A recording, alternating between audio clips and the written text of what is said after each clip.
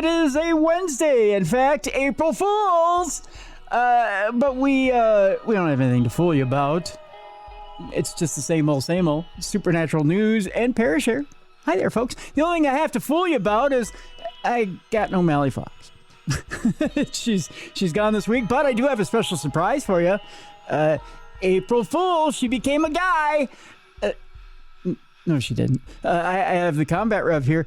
So, ladies and gentlemen, let's bring them in right away. I need my forehead smoochies. Mwah, mwah, mwah. Oh, there he is, the combat rev himself, Travis Thorpe. Hiya, sir. Hiya, Tim. How are you doing? Pretty good. I should say this is Darkness Radio. It's a supernatural news and Parashare on a Wednesday.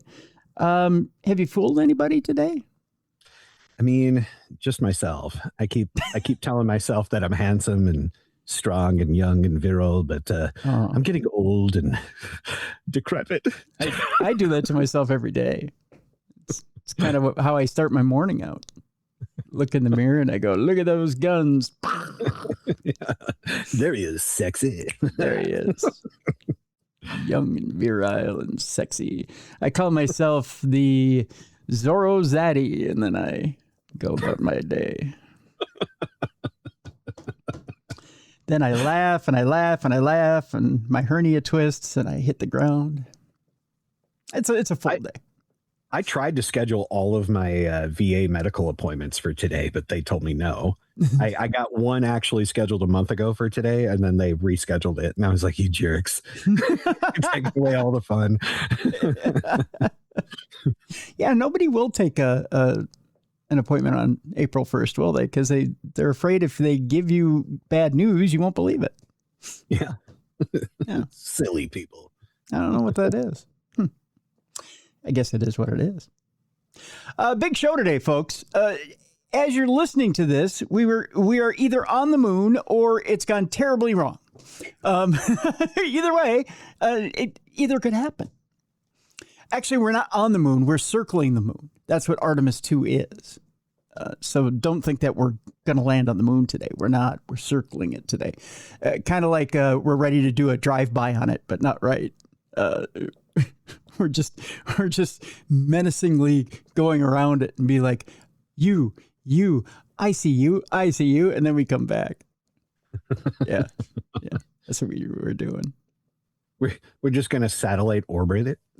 It's kind of like we're the moon stalker. Like, someday I'm gonna invade you, girl. That's what we're doing to the moon. Yeah.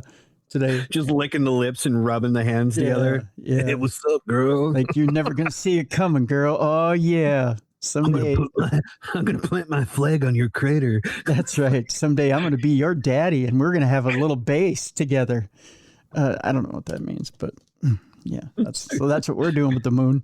We can call him Little Artie. Yeah, we're gonna call him Little Artie. We're gonna have all kinds of little soldiers together. Oh man. Yeah. Oh, it sounds so dirty, doesn't it? We're getting there already, and it's not even the. I know, we haven't even started. We're already there. So that thing's going on today. What else? Oh yeah, we got. Of course, we got some AI news today. We got a little bit of that today. It's a little disturbing. The AI news, I'm not going to lie. Some man has turned himself into a half human, half robot centaur. I'll tell you about that today. We're jumping into it today there, Combat Rev. That we are. Oh. I told you, I promised it would be an adventure today. I'm not lying about that at all. I'm never disappointed. No. This is always good. A woman claims a near-death experience gave her supernatural powers. Let's test her, shall we? Sweet. Yeah. So we got that on the way today. The Pope has met with a delegation of exorcists over an acute rise in occultism. It's the story most of you have sent me the most this week. So evidently you guys are concerned about this as well. Why doesn't the Pope just meet with me? Right? Cut out the middleman. Just meet with the Combat Rev. We can all get together and figure this thing out together. I'll give him a forehead smoochie. Yeah. Right to my cousin's forehead. Evidently, the remains of a real-life musketeer of Artanian have been found in the Netherlands. So yes, Virginia, the 3 or 4 Musketeers, depending on what you believe in, are real. And they make a hell of a chocolate bar. And our palate cleanser today is twofold. And guess what, kids? You too can own a wild animal. Just like your buddy here. Please be a raccoon. Please be a raccoon. You'll find out exactly what it is at the end of the program. But first, let's talk about how we're going to slide our flag into that luscious, luscious moon that's out there, huh? Yeah, girl. Are they going to at least spit on it first? I don't know. However you want. I say just raw dog it and throw it in there. You know what I mean? No, you got to be a good, gentle lover to the moon, Tim. That's how you get invited back. Oh. Well, sometimes the moon's just asking for it, Rev. You know what I'm talking about? Sometimes it's just like, just put it in, Daddy. Just the way she's glowing. Yeah. The way she's up there smiling at me. Just like, come on, give it to me hard. And I'm like, yeah. And I'm like, what? I'm gonna plant that flag, baby. Oh, I'm gonna shove these stars and stripes so deep inside you. Huh? Of course, we're start a whole new genre.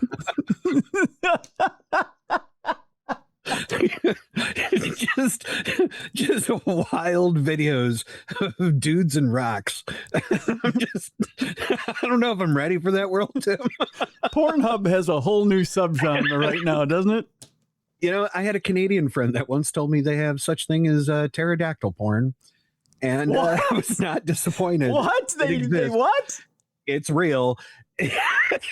And I almost died laughing. It's a thing. Yep. Huh? Really? Oh, I'm going to wait for your birthday and I'm going to send it to you and you're not going to expect it. Well, August isn't that far away, my friend. Oh, I can't wait.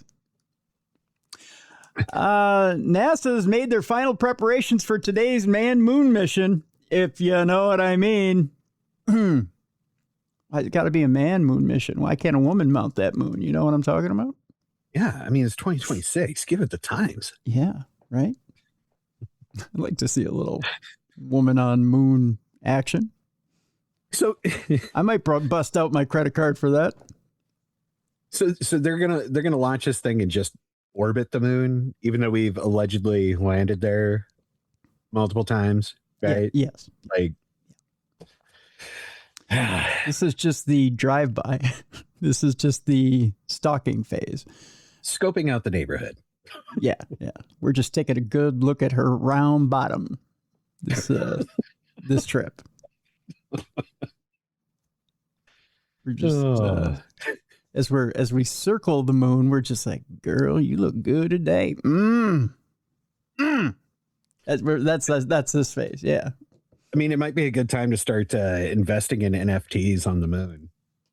That might be. Yeah. Yeah. That thing round like a peach, girl. Yeah, I mean, it's a lot of that. Although the Canadian astronaut that goes with is the one that's going to be like, sorry, as we yell at the moon from its orbit. Oh, sorry there, bud. Sorry, bud. Sorry. We respect your roundness. We didn't mean to be so abrupt.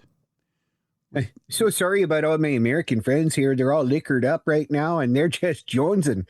Yeah. They don't get out to space very often. Yeah. Would you like a Molson's? We got plenty. Hey there, buddy. I'm not your buddy, pal. I'm not your pal, friend. It's looking extremely likely that we're about to witness the first manned moon mission since 1972. At least after we get done circling that thing. As the enormous silhouette of NASA's Space Launch System sits stark against the rising sun. God, we're setting the scene really well, aren't we? There's great excitement in the air and the sense that something extraordinary is about to happen. You know what's going through my head right now? You remember the song Crash by Dave Matthews Band? Ooh, crash into me, baby. That one? Yeah. And you sing the rest of it. No, because then you're going to get a copyright infringement. And I come into you. And I come into you. Sorry, did I finish that? Yes, I did. All over the moon, baby. As the enormous, I read that part already. Sorry, sometimes I like to finish twice. As the hard, enormous rocket. Hard, enormous rocket crashed into the moon. Yeah. At around 6:24 p.m. Eastern time today, Artemis II is expected to launch on what will be the first manned mission on the moon since, again, this story is not portraying it accurately. It's not going to be a manned mission. It's going to circle the moon. Circle. I mean, it's still a manned mission to the moon, just not a manned mission on the moon. Right, right. So, I mean, yeah, I mean, it's like they're at first base. They're doing first base with the moon, right? This is, like your first prom dance with the moon. This is the over the crater action, is what you're saying? Yeah. So it's the first manned mission to the moon since the Apollo era ended over 50 years ago. Where were you 50 years ago? I know where I was. Not alive. Don't make me feel old here. Reed Wiseman, Victor Glover, and Christina Cook, as well as Jeremy Hansen of the Canadian Space Agency. He'll be bringing all the sticky stuff to use on the moon, if you know what I mean, because they make all that in Canada. Syrup. That's right. Lots of syrup. By the way, as I'm reading this story, take a look at who's looking back at me. It's It's just setting you up for failure. I know, it really is. I have this picture of this gorgeous woman named Celeste looking at me, and she's like, "Come on, Tim, Daddy." I gotta tell you, you're a victim of your own algorithm. I am. I know. She's like, "Read to me more, Daddy, please." Well, they won't be landing on the lunar surface. Thank you for pointing that out finally in the story. They will spend several days orbiting the moon before returning to Earth. So they'll just be teasing it, and then they'll leave. So they'll fake all this in a film studio somewhere too, or what? Yes. Yeah. I wonder if they can't get Kubrick because he's dead. I wonder who's going to do this. Probably Spielberg, right? Spielberg will do this one. Yeah. 100%. Yeah. So they'll spend several days orbiting the moon before returning to Earth, something nobody has done in almost 3 generations. Bullshit. Despite various technical setbacks and delays, it's looking like the April 1st launch date will hold up, with forecasts currently predicting an 80% chance of favorable weather conditions. Now, as we're taping this on Tuesday, they did a 2-hour pre-launch press conference. It was at least 2 hours. And boy, did they have the nerdiest meteorologist on the planet go over everything weather-related: Earth, space, sky, solar, and everything's ready for launch. In fact, today, as you're listening to this, is probably the most favorable day to launch ever in the history of launches. That's all I did. I'm summing up what he said in about an hour and a half, because he went on for an hour and a half with charts and graphs and Doppler radar and everything. They should have got your friend Celeste there to brief everybody. Then they would all been paying attention. Oh my God! But by the way, let me just go a little further down on Celeste, if she doesn't mind, and let me show you exactly why everyone would pay attention to Celeste if you're watching the video. My God, I would pay attention to Celeste if she gave me solar charts. Tim, I don't know how to tell you, but that's AI. I don't care. I'll look at her. She can AI all over me if she wants. AI. Thank you. It says she's from Mexican Loves. I love anything Mexican that she makes me. It got me thinking, if I can take a side journey here. Yeah. For a moment. Okay, so this weekend was my nephew's birthday. Speaking of being old, my nephew turned 25 this weekend. And so I FaceTime him, and he's holding his son, right? And he's feeding his son. I'm thinking, my God, I'm old.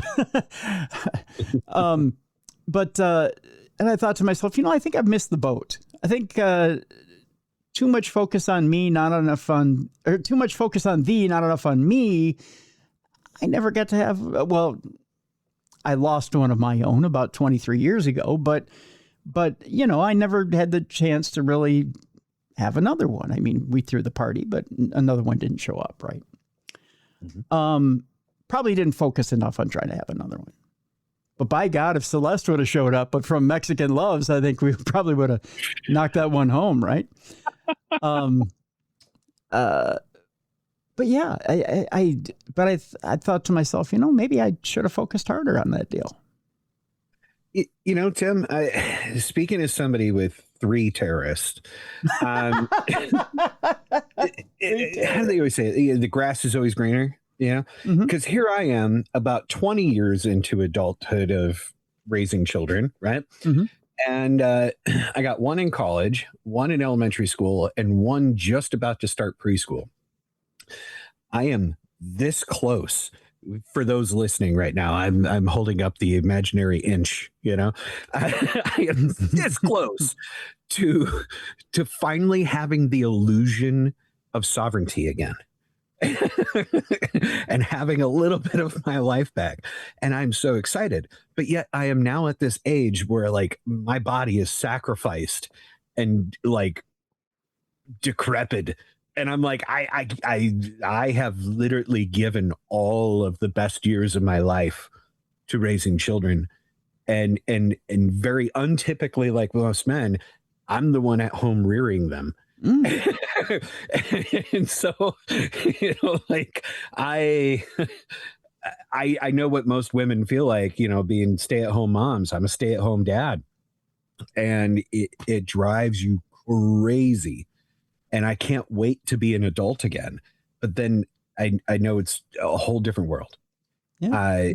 And so you get one or the other. You either get to focus on yourself, or you have to be completely selfless and completely give up on yourself, and just your entire focus is elsewhere.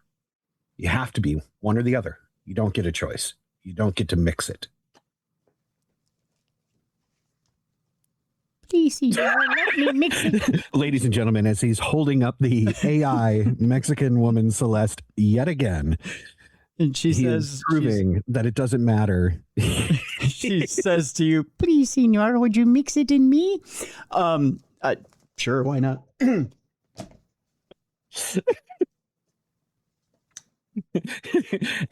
As he says, I want 38 little hot tamales running around. Daddy, I'm hungry. I want a snack.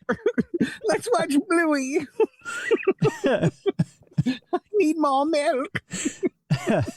You got to consider, I'm on the back 9 of my life. I don't give a shit at this point. I'll do anything.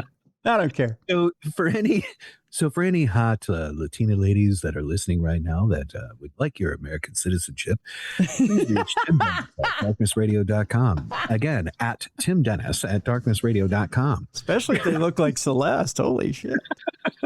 Wow. You don't have to be lonely at darknessradio.com. Pull down the dungeon door here to get my microphone back. It has to be. There we go. All right, back to the story. Despite various technical setbacks and delays, it's looking like today will hold up, with forecasts currently predicting an 80% chance of favorable weather conditions. Like I said, the geek who went on for an hour and a half says so. So it probably, by the time you listen to this, will be official. If all goes well, the mission will be followed within the next few years by Artemis II, although, as we read last week, it's probably not even going to be that long. They're really pushing this timetable along. An unmanned technical demonstration is what they're saying Artemis III will be. And Artemis IV, which is actually supposed to be the first actual manned lunar landing, where they're going to plant that flag so deep in the moon, boy, it's going to scream for days. But are they pulling out?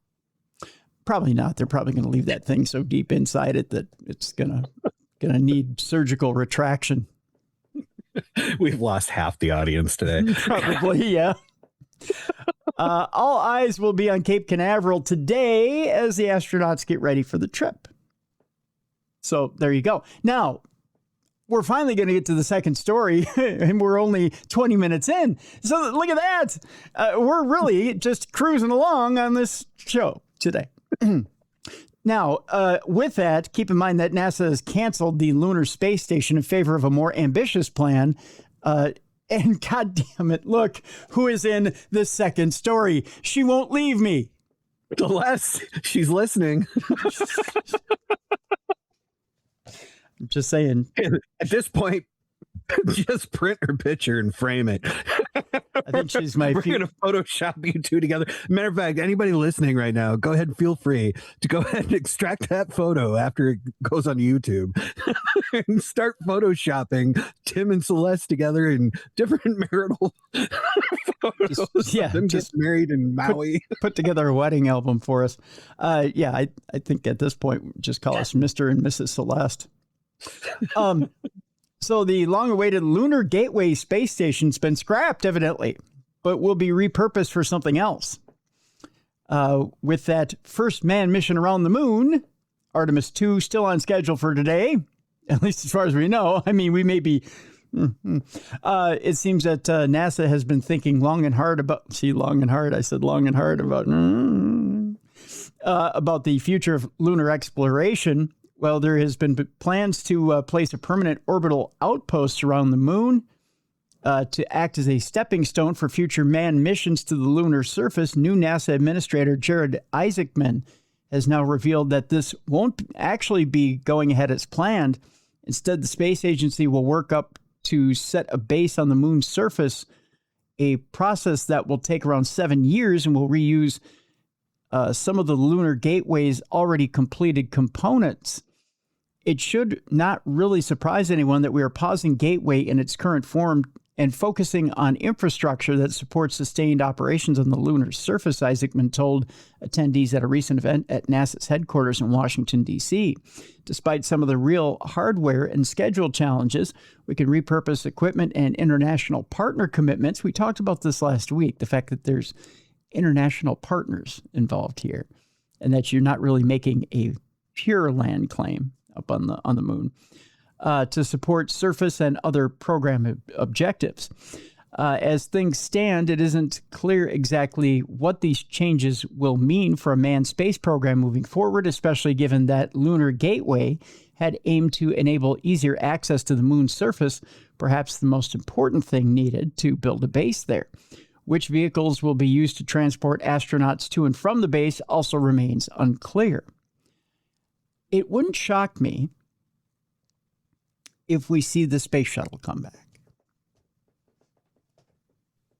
Like Columbia or what? Something like it. I'm not saying the exact form of the space shuttle, but something new and improved. I kind of agree with you on that. If you look at what was it, Blue Origin and what they were doing with SpaceX, right? With these orbital rockets that took us into orbit and then came back down and landed again, right? There was obviously, there had to have been like a secret bid out there of like, okay, engineers, we're trying to solve this problem for 10 years in the future, right? Like how, like, have at it. Yeah. Right. Whoever has the best proof of concept wins the government bid. Yeah. Right. So yeah, we're probably going to see like penis shaped rockets that are going to be landing themselves and from the moon and back. If you could take that rocket concept that you're just talking about, add it to something like a glider where you could, we could bring it in and out. Here we are with the moon concept again.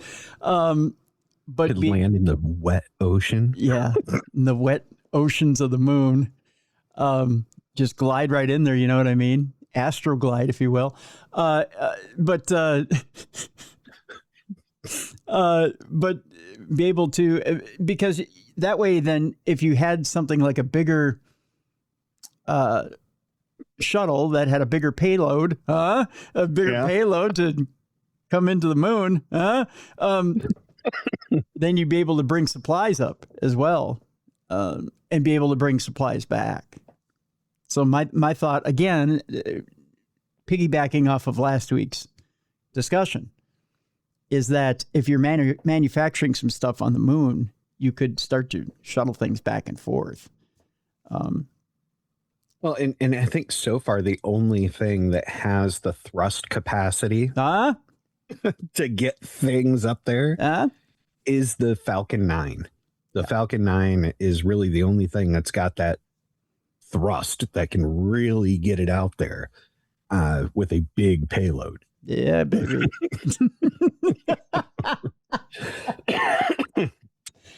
Is it this unhinged when Mally's on? No, it never is. No. I just think she won't loosen up enough for me to get it in there. What? Anyway. Did I say? I'm always loose for you, Timmy. Stop it. I think JD Vance has something to say about this. The word demons. Diamonds. Speaking of JD Vance, he is in our next story. Actually, this isn't the first time. I think JD Vance may be in league with one of our guests that's been on this program. JD Vance, by the way, is still obsessed with UFOs. He claims that aliens are demons. Not an unusual school of thought, because we've had guests on this program that believe as well. And it's not an unusual school of thought. Let me throw to the story and tell you what J.D. Vance thinks. The vice president recently reiterated his interest in the phenomena and elaborated on what he thought about it.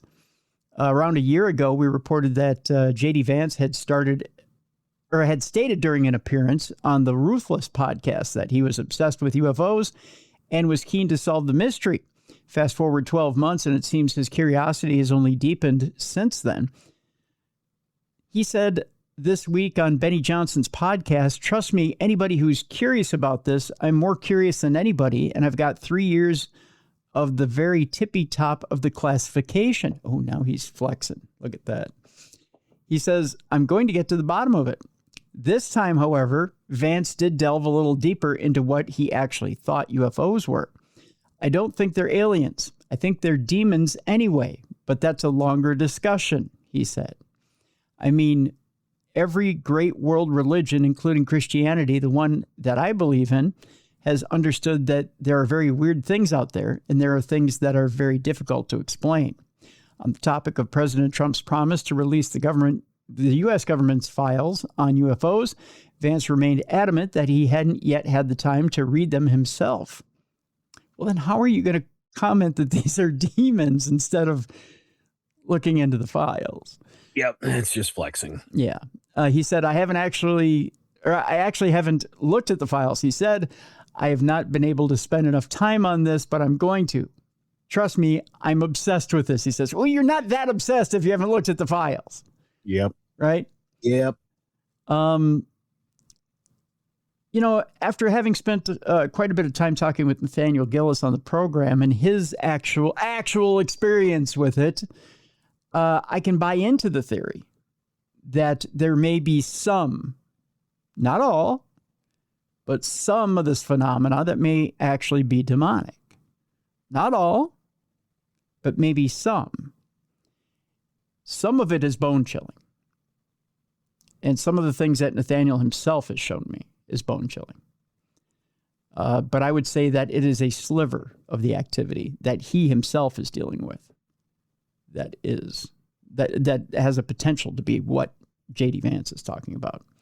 There's other stuff I think that's out there that is not what he's talking about. that truly is otherworldly and is interesting. And I have no idea what it is. So, yeah. I think there's room for both things to be true at the same time. Right. Right. I mean, like, if we're taking into the purview that the only alien species that is out there that has ever interacted with us is grays with their big almond-shaped eyes, then okay, maybe your demonic theory, okay, maybe, right? But that's not the only thing that's been reported on having interactions and how many species, right? There's like at least what, like 40 now, right? Like everything from reptilians to the grays to tall whites to Nordic blondes to, bird people. I mean, it's pretty far reaching. Yeah. Yeah. There's a lot. Could some of that be? Sure. Is all of it? I think that's more of like the security blanket thing of I don't understand it, so therefore it's a demon. Right. I'm scared of it, so therefore it's the devil. Yeah. Right. I think that's what that is. Especially since, like you pointed out, I'm obsessed with this. And I got the highest classifications. I haven't read any of it though. But I promise I will. I'm totally obsessed, and I'm giving you my authoritative position on this subject.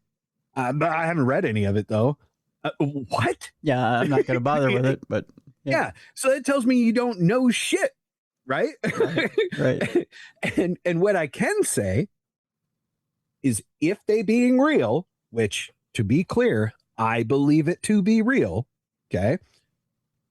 I feel like I should say I know it to be real. Mm-hmm. Okay. Mm-hmm. If that be the case, and they have all this advanced technology and all this power over us, if they were demonic, if they were evil, if there was an intention to enslave or kill or whatever, they would have done it already. And they haven't. See, that's the thing. If they were as demonic and evil as you would think they'd be dangling that carrot in front of us and trying to tempt us, right? Yeah. Or enslaving us or whatever, right? Like, and have that not be the case in the entirety of mankind's interaction with these entities, then I don't take that at that face value. Right. I say the opposite. I say a lot of those pastors and preachers who are saying that are really the demons then. Yeah. Yeah. There's something to be said about exactly what level of demonic activity is there. I mean, don't get me wrong. I'm not dismissing all of it, but I'm just saying that, there, like you said, there are many different species, I think, out there, just like there's many different classifications of a lot of things, of many different species, of all things that are on this planet, even. Here's an interesting thought experiment. After hearing so many of these UFO stories throughout the years and all these survivors of like interactions with it and whatnot, how many times do they talk about like them disarming or nuclear weapons and how they warn against like nuclear war and all these other things, right? What if in their worldview, we're the demons? Well, I don't think you can argue against that. There's obviously there's a reason why they don't come right out and just have a news conference and introduce themselves. Yeah, because in their circle of things, we're the violent murder monkeys. Yeah. They're like, oh, look at these idiots who are still just killing each other all the time. Obviously, there's a threat level there as far as that. I mean, we're launching shit into the sky and trying to blow each other up all the time. I mean, there's a good reason why they're not coming around for Sunday dinner. He looks different than me. He must die. Like, oh, yeah, let's not bring them to Thanksgiving. Yeah. Yeah. There's a reason why they're not taking us for a ride to their galaxy. They can't introduce us to their ecosystem. Yeah, There's a thought. I would say the thought experiment of us being the demons, like we're actually the evil ones, I think it's probably closer in line with reality. Yeah. Yeah, I think you're right about that. Our next story has to do with a NASA scientist who backs evidence of non-human intelligence in Earth's sky. Speaking of, a former NASA scientist has backed a groundbreaking study investigating mysterious flashes in the sky during the early nuclear age. Speaking of disarming us, decades before the first satellites were launched, Ivo Busko, a retired NASA developer who worked at the Space Telescope Science Institute, published a preprint paper this week that independently confirmed mysterious transient flashes first identified by astronomer Dr. Beatrice Villarroel, I believe, and her Vasco research team. Their October 2025 study was published in the peer-reviewed journal Scientific Reports. Villarroel from the Nordic Institute for Theoretical Physics in Sweden identified a possible connection between nuclear tests conducted between 1949 and 1957 and an increase in mysterious bright spots known as transients appearing in the sky. These transients have proven difficult to explain using known natural phenomena, with Villarroel noting that some appeared highly reflective, similar to mirrors, and showed signs consistent with rotating objects. Busko conducted an independent search of archival sky photographs from the 1950s using a separate analytical method designed specifically to verify Villarroel's earlier discoveries.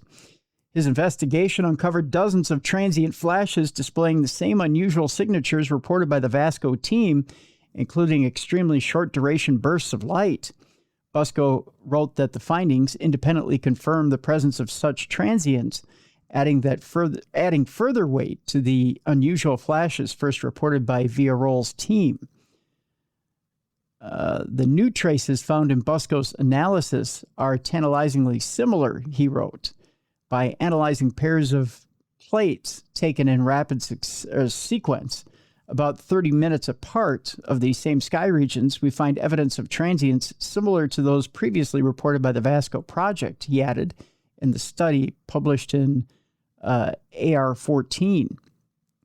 Many of the mysterious bright spots in both sets of data predate the launch of the first man-made satellite Sputnik 1, which entered orbit in October of 1957 and cannot be explained away as a result of human activity.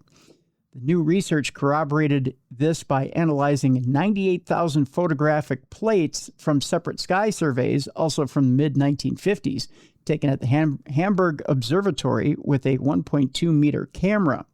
Busko and his team looked at pairs of plates with the same field of view separated by a few minutes, looking for objects that are different between the two and discounting factors such as dirt on the plates. The plates were digitized through the Applause archive, which contains billions of recorded sources from historical astronomical images. The researchers found glints that were startlingly this is going to be hard for me to say there, Rev, which were starting, I'm not going to. Starting, oh, good God. It's a star something startlingly similar. That's why it's hard to say. If something is God damn it. We just got everybody's nipples hard anyways. Yeah. If it's startlingly similar. There we go. Why couldn't I say that? Startlingly. It was my beard. It distracted you. It did. Okay. It was shiny. And I'm still thinking about Celeste.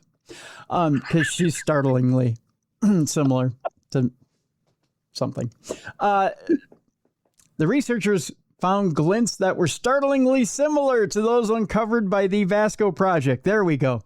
Out of an initial batch of 41 plates examined so far, Busko reported identifying 70 candidate flashes. Oh, flasher candidate. Which were later refined to 35 strong candidates after careful visual review. There's a lot more to this story, but we're not going to get into it. I think you get the idea that basically they found UFOs. They found UFOs? They found UFOs in the sky. Like I'm not that nerdy. I'm nerdy, but I'm not that nerdy. But like recently, I had seen a TikTok come through, and they were talking about Vasco, and they were talking about the 1950s with Vasco, and I think they said something about like that was the time that they had discovered other galaxies.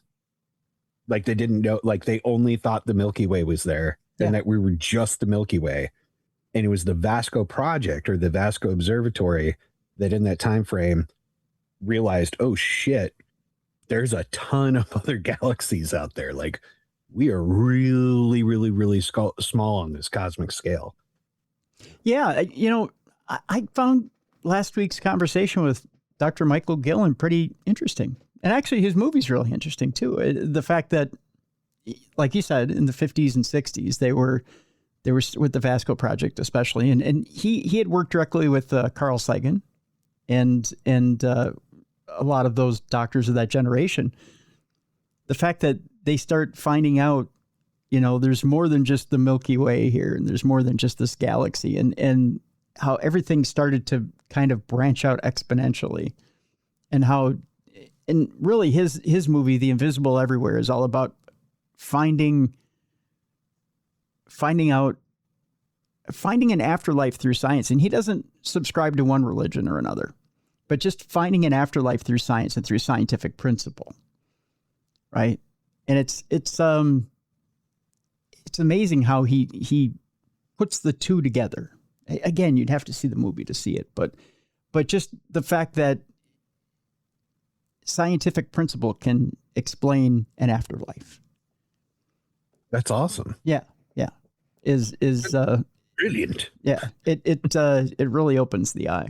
But my point to that was this, that up until the 40s, 50s, and 60s, to think that was all there was just that little galaxy is kind of naive, right? And then to think that we're really just, in the movie, he points out the one factor that hit me right between the eyes is that everything but 5% of our universe is dark matter or dark energy. And we live in this little 5% of a light cone. That's it. There's 5% of the universe is this little light cone. We live inside that light cone. Our little galaxy is inside this little light cone. That's it. And everything else is the world of darkness radio. Wow. I mean, when you put it that way, I feel pretty powerful now. But, to think that there's so much out there that we don't know. We don't know, we can never touch, we can never be a part of. Yet we seem to think that we're the center of the universe. Yeah. And we're not. We used to think that the sun revolved around us. Yeah. And that we floated on the back of a turtle shell. But we are really just a speck in the universe, just a granule. To me, and it might just be because of my aging, right? For me, the visual of that is Men in Black at the end of it. Yeah. Where they're playing with the marbles. Yeah. And it's like, that puts it into perspective for me. It's like, whoa, yeah, that's what it's really like. Philosophically or in history, there was the Greeks that thought the world was 7 generations old. And they were like, it's literally just 7 people ago was the start. And then they go to Egypt and they see all these busts of pharaohs going back. And they're like, oh, never mind. Here is a lot older than 7 people. What? Yeah.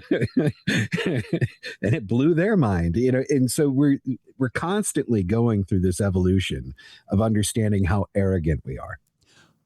Much like that scene in Men in Black, Dr. Gillen does something in The Invisible Everywhere. It's worth the price of admission just to see how he does it, but he does it with AI. He's the first, he claimed on the show, he believes he's the first filmmaker to ever use commercial AI products to put together a commercial film.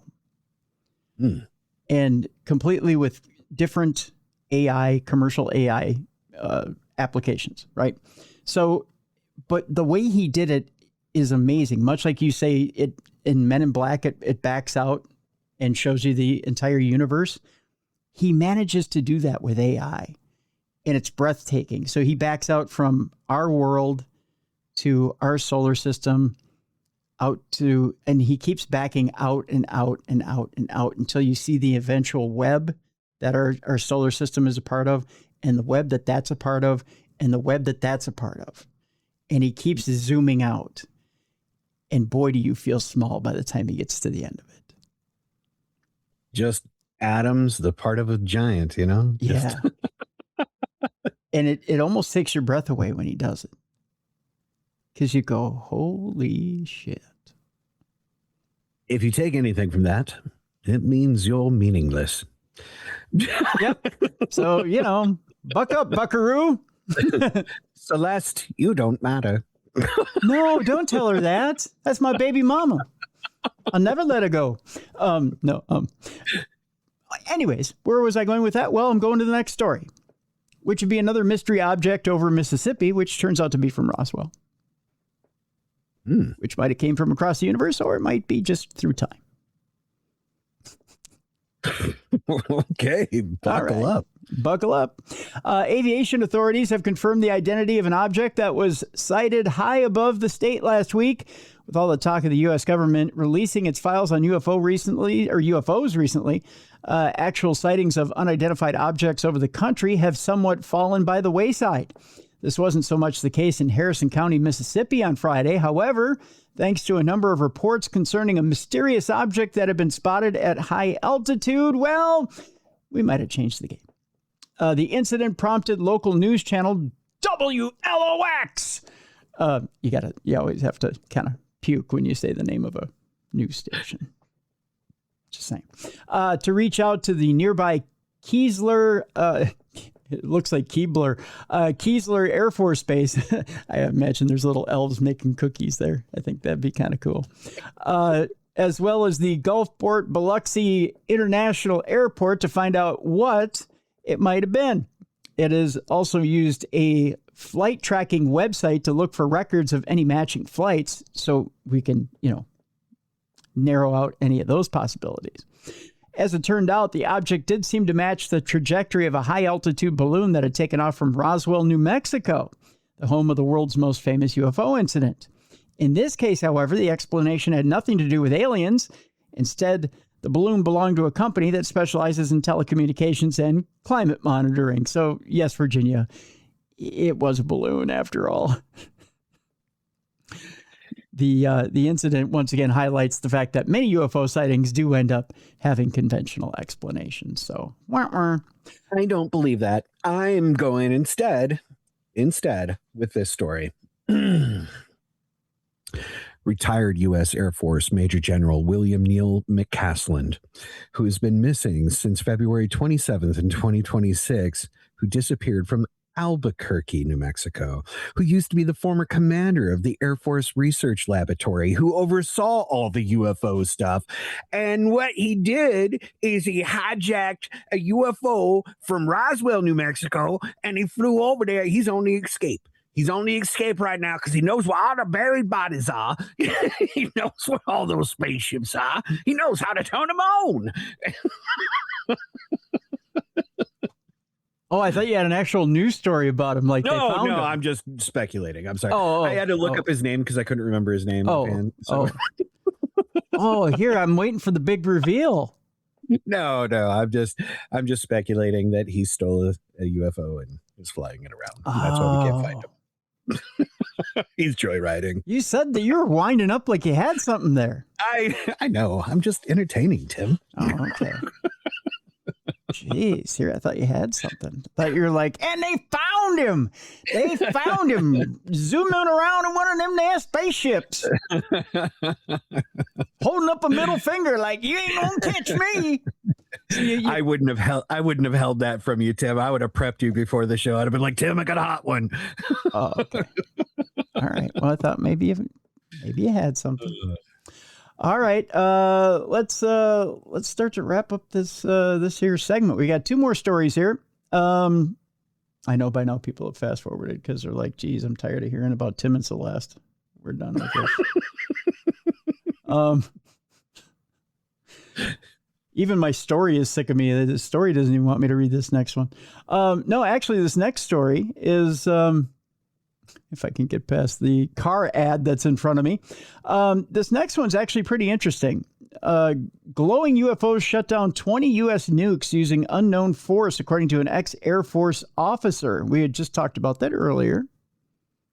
There you go. Going on for years now. That's right. Retired U.S. Air Force officer Robert Salas claims that UFOs mysteriously disabled 20 nuclear missiles at Montana's Malmstrom Air Force Base in 1967 after guards reported seeing silent lights in the sky. UFOs shut down nuclear weapons without firing any shots, according to a retired U.S. Air Force missile launch officer. In 1967, 20 Minuteman I intercontinental ballistic missiles, or ICBMs, at Montana's Malmstrom Air Force Base were mysteriously disabled by an unknown force that bypassed all military shielding. This according to Robert Salas. Salas, who's now 85, recounted how security guards at the base had reported seeing strange, fast-moving lights in the sky that could stop and hover in place, emitting a bright red glow. Moments later, the underground ICBMs went offline, according to the veteran. The guards were consequently convinced these were not Soviet aircraft and went on to raise the alarm. First of all, I don't know any Soviet aircraft in 1967 that could hover. So there's that. Salas reportedly went on duty in the underground launch control capsule during the Cold War. Speaking on the Danny Jones podcast, he said, "It's another civilization out there that is visiting us and is concerned about us destroying this planet, through nuclear war. For many reasons, probably some we don't even understand." He claimed that an investigation by Boeing, the aerospace company, could not explain how the warheads were disabled. Moreover, the missile complexes were specifically built to prevent jamming signals. That according to the Daily Mail. Salas explained they had no idea how this signal could have been injected into each of the missiles. The cabling system that we had was triply shielded against electromagnetic interference from the outside. So how do you disable it? According to Salas, the first incident occurred on March 16th of 1967 when 10 ICBMs were simultaneously disabled after UFOs were spotted. 8 days later, another wave of sightings led to a second shutdown. Guards described the lights as silent, able to reverse direction and capable of sharp 90-degree turns. After Salas initially dismissed the reports, he reportedly received a frantic call about a pulsating reddish light hovering above the base's front gate.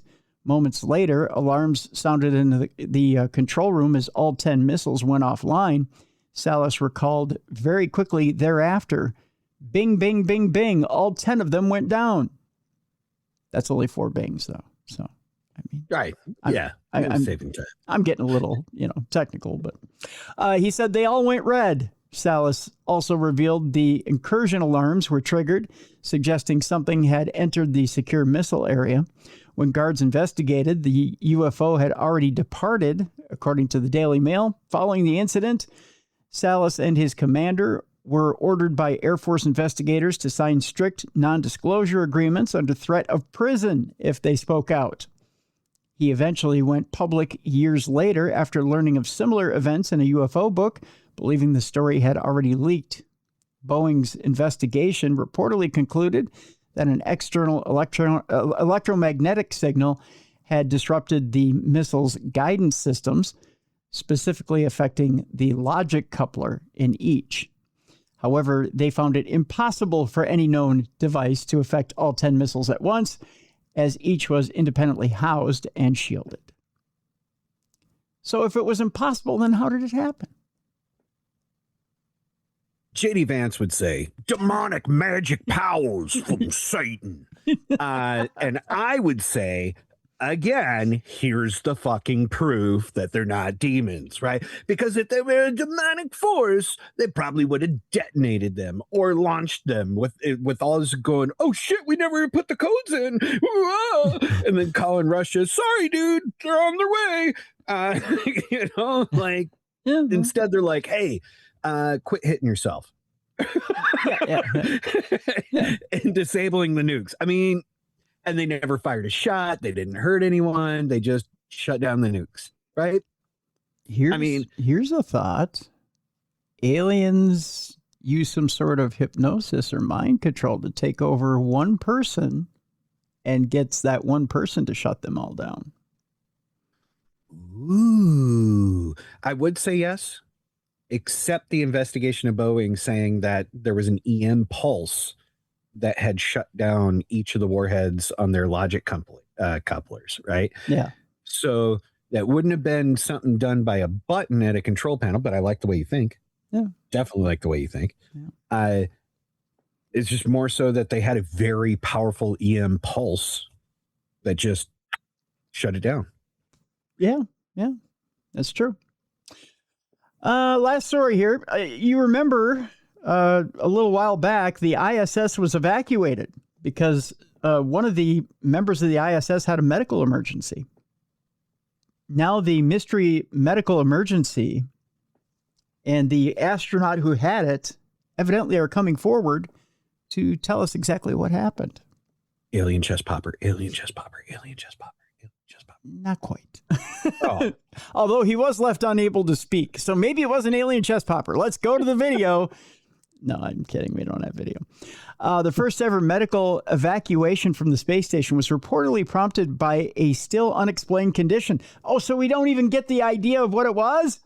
Back in January, it was reported that the decision by NASA to order an emergency medical evacuation of an astronaut aboard the International Space Station had been struck down, or the person had been struck down with a sudden illness. At the time, the identity of the astronaut and the specifics of his condition had been kept under wraps. Now, it turns out that the astronaut was NASA's Michael Finke, and he had been inexplicably, that's my own word, ladies and gentlemen, inexplicably inflicted with an inability to speak, much like myself. And he still doesn't know what actually caused it. He had been eating his dinner when the incident happened. Probably sea rations is my guess. They were so crappy, it took his breath away. Did he have a stroke, maybe? I mean, that's what it kind of sounds like. Kind of. He said it was completely out of the blue, he told the AP. It was just amazingly quick. My crewmates definitely saw that I was in distress. It was all hands on deck within just a matter of seconds. The strange affliction lasted around 20 minutes, but it was enough to have him sent home. Doctors ruled out a heart attack, but as things stand, no explanation has been forthcoming. It does sound like a stroke, doesn't it? Yeah. Or like a mini stroke. Yeah. Because, I mean, that's all NASA does is just fucking tease all the time. Yeah. They just stroke it once and... And we're back there again. See, it all came full circle within an hour. The incident highlights the dangers of long-haul space travel, especially missions such as traveling to Mars, where medical evacuation back to Earth simply wouldn't be possible. If someone took ill months away from home, it could prove disastrous. And this guy, if he was, let's just say this was Mars, he could have died. Yeah? Yeah, very much so. So. He could also die getting his mail, walking across the street. True. Now, since we live in 2026, random meteors falling from the sky. All right, we get your point. All right, let's take our break. When we come back, a man has transformed a bizarre power suit into a half-human, half-robot centaur. We'll tell you about it when we come back. A woman has got bizarre powers from a near-death experience. We'll tell you about that. Someone has adopted 2 strange animals that have walked up to their door. We'll tell you about that. And much, much more. Supernatural news and Parashare here on a Wednesday on Darkness Radio. Hey, by the way, if you have a Parashare that you want to share with us, your real life experiences with ghosts, aliens, cryptids. Maybe you took Chupacabra for a ride with a saddle. I don't know. Maybe you and Bigfoot had a picnic. It could happen. Send us a email, 1, or 2, maybe a voice note. You can go to darknessradioshow.com. There's a blue button on the right-hand side of the website. Just click it. You have 2 minutes to send us a voice note. If you need more time, rinse and repeat. Keep hitting that blue button and leaving 2-minute snippets. I'll paste them together and we'll play them here on the show. Or 3, if you have a studio, just like either the Combat Rev or myself, leave us a video note. We'll play it right here on the air. And everyone can see your lovely face. So that's how you do it. We need your Parashare stories, folks. Send them in. Tim@darknessradio.com. All right, when we come back, half man, half centaur, all AI, superpowers from being dead, and let's go adopt a wild animal. It's all next on the best in paranormal podcasting. This is Darkness Radio.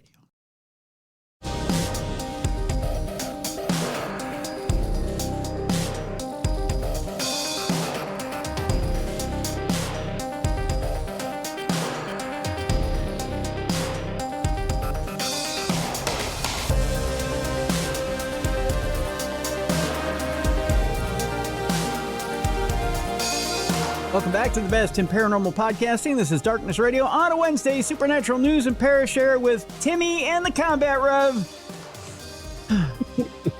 Ready, Trev? I am so ready. I've never been more ready in my life to hear about a Centaur Cyborg. That just means we'll just fire up the theme and let's go. All right. I'm going to show you a picture of this guy. Here he is. If you're watching on video, see him? Oh, yeah. That's all it takes to turn yourself into a cyborg centaur. I feel so let down. Don't you though? You were expecting this large, powerful steed. Just this. I mean, there's a part of that, but also I just started watching that new TED series. Yeah. And they had this D&D episode, and Ted saying, "Why is a centaur always the bottom half of a horse? Why can't it just be the bottom half that's a man and the top half's a horse? It's just some horse-headed guy walking around naked. Like, dude, we're in a park. There's kids here. What are you doing?"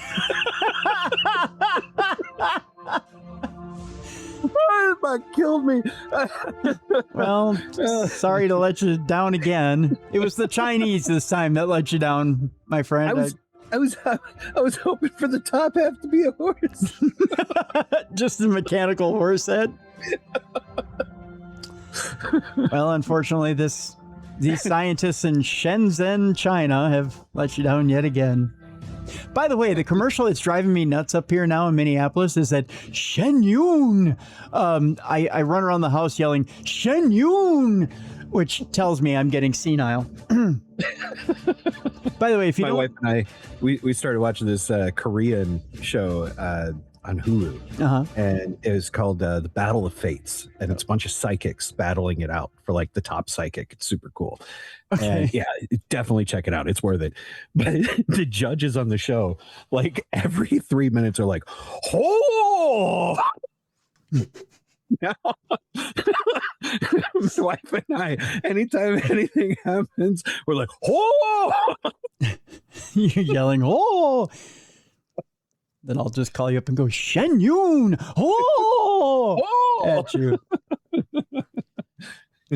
So for those of you who don't know what Shen Yun is, it's a play that comes from China that talks about the beginnings of China before communism.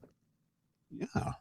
That's the only way it ties into the story. That's all I can tell you. But just the way they talk about it in the commercial drives me nuts. It drives me up a wall because every other word is Shen Yun.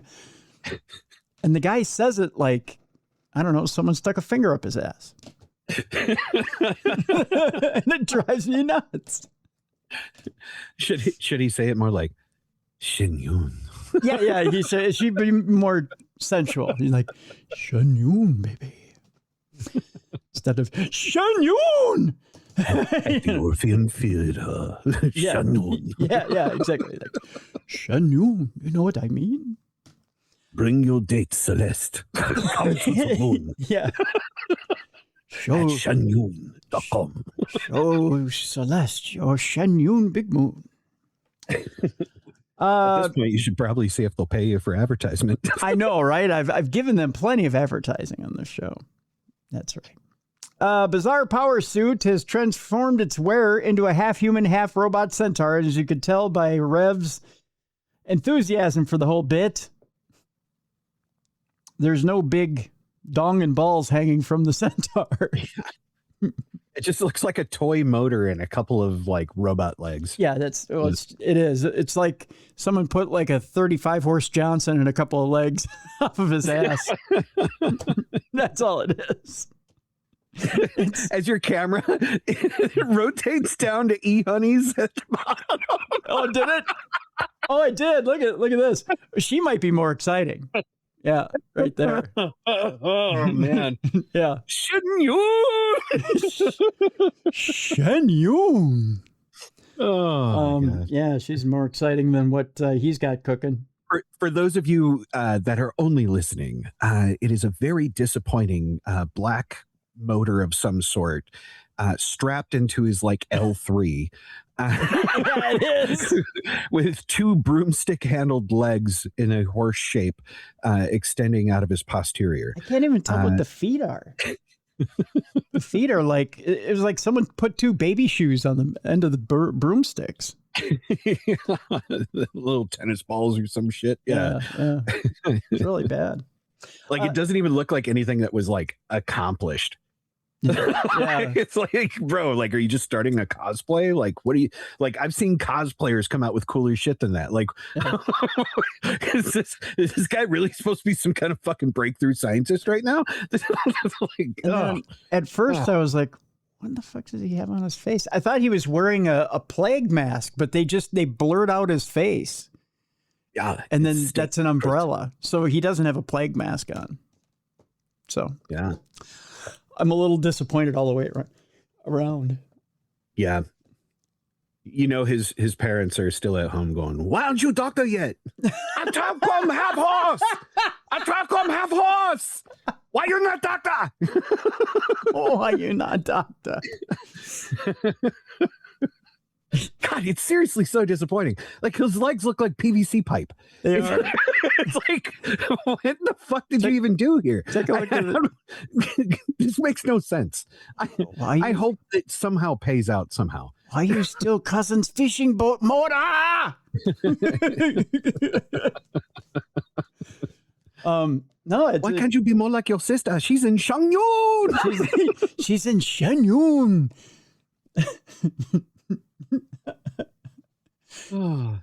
Here you are. You stay at home all day making half horse leg. What you do?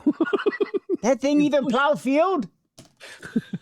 Hydraulic powered power suits that help the wearer lift and carry heavy objects or move around with ease. Does that thing look like it even carries anything?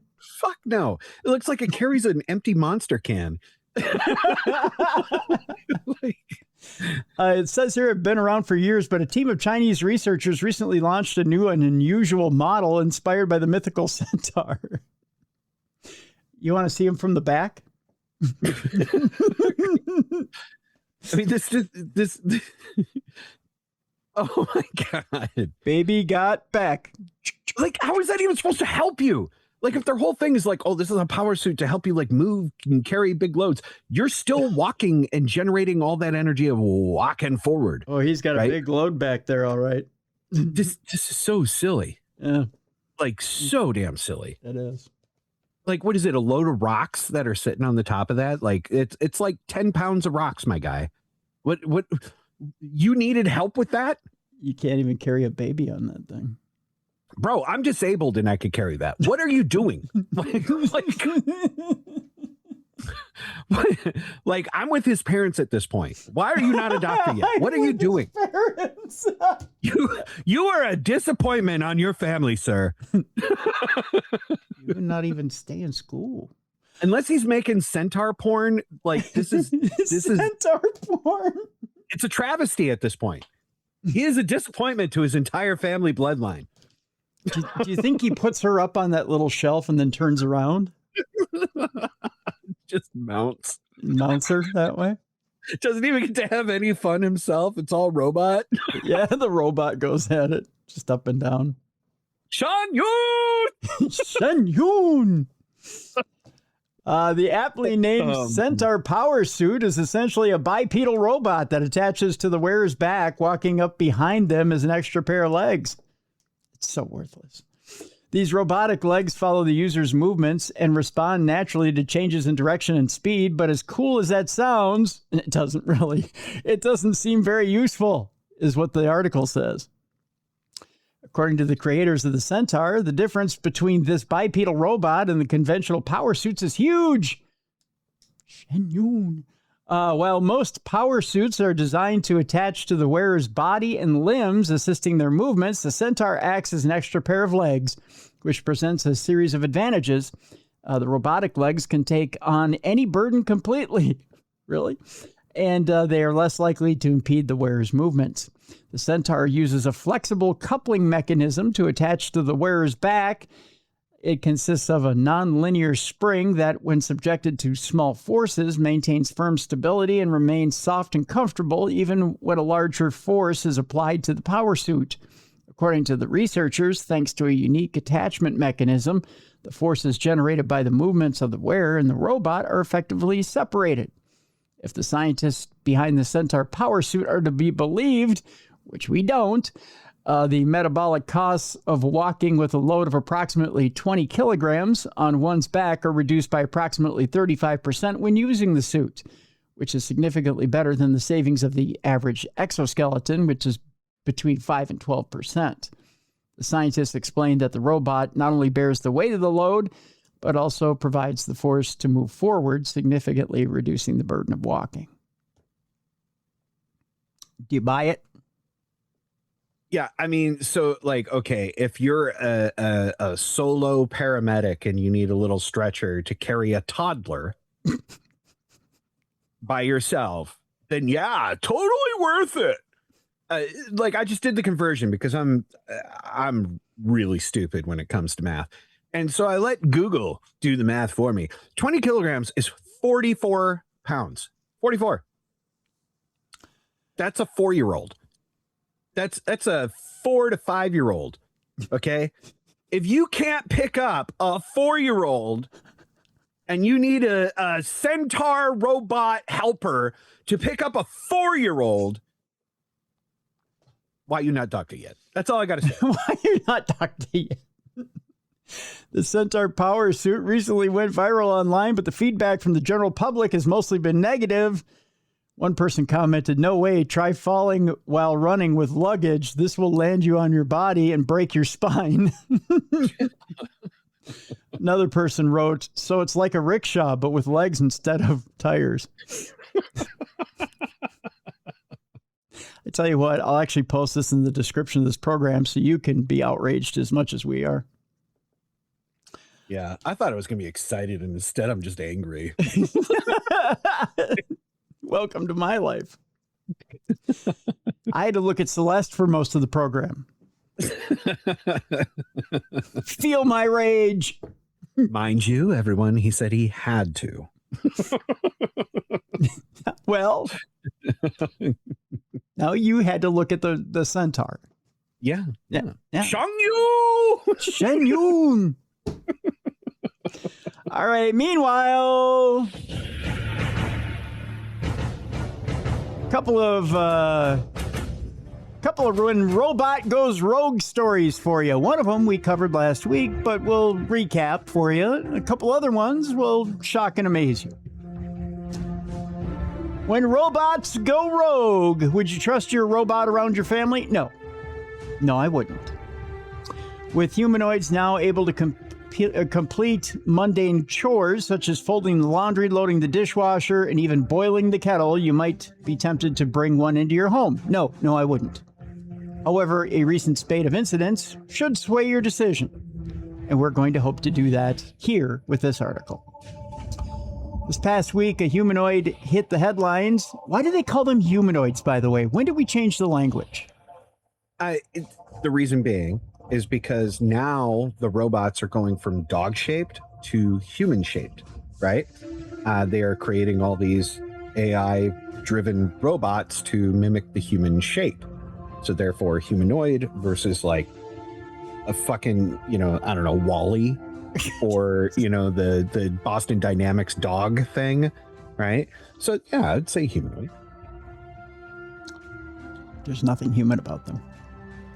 It is when you strap a fleshlight to it, Tim. The one looks like a centaur. This week, a humanoid hit the headlines after slapping a child across the face during an out-of-control dance show in China. Yes. How human is that? Why are you not doctoring it? Over in California, a bot went berserk at a restaurant. We covered that last week with desperate staff filmed trying to drag it away from customers as it flung shit all over the place. Meanwhile, a humanoid was even detained by police in China after terrifying an elderly woman. That was 2 weeks ago. With sales of humanoid robots set to skyrocket over the next decade, when will we end the menace? Listen to me, sounding like J. Jonah Jameson talking about Spider-Man. The public will increasingly be at risk from these kinds of incidents, said Carl Strathern, my new favorite person, and Amelia Soboleska, who are robotics experts at Edinburgh Napier University, in a recent article for The Conversation. In our view, as robotics researchers, governments have put very little thought, as I go Sylvester on the bit, into the risks. And you're darn right, darn tootin' about that. A Tesla engineer was attacked by a robot during a brutal and bloody malfunction at the company's Giga, Texas factory near Austin. 2 witnesses watched in horror as their fellow employee was attacked by the machine, which is designed to grab and move freshly cast aluminum car parts. That had to hurt. Yeah. The robot had pinned the man, which was programming software for 2 disabled Tesla robots nearby. It then sank its metal claws into the worker's back and arm, leaving a trail of blood along the factory surface.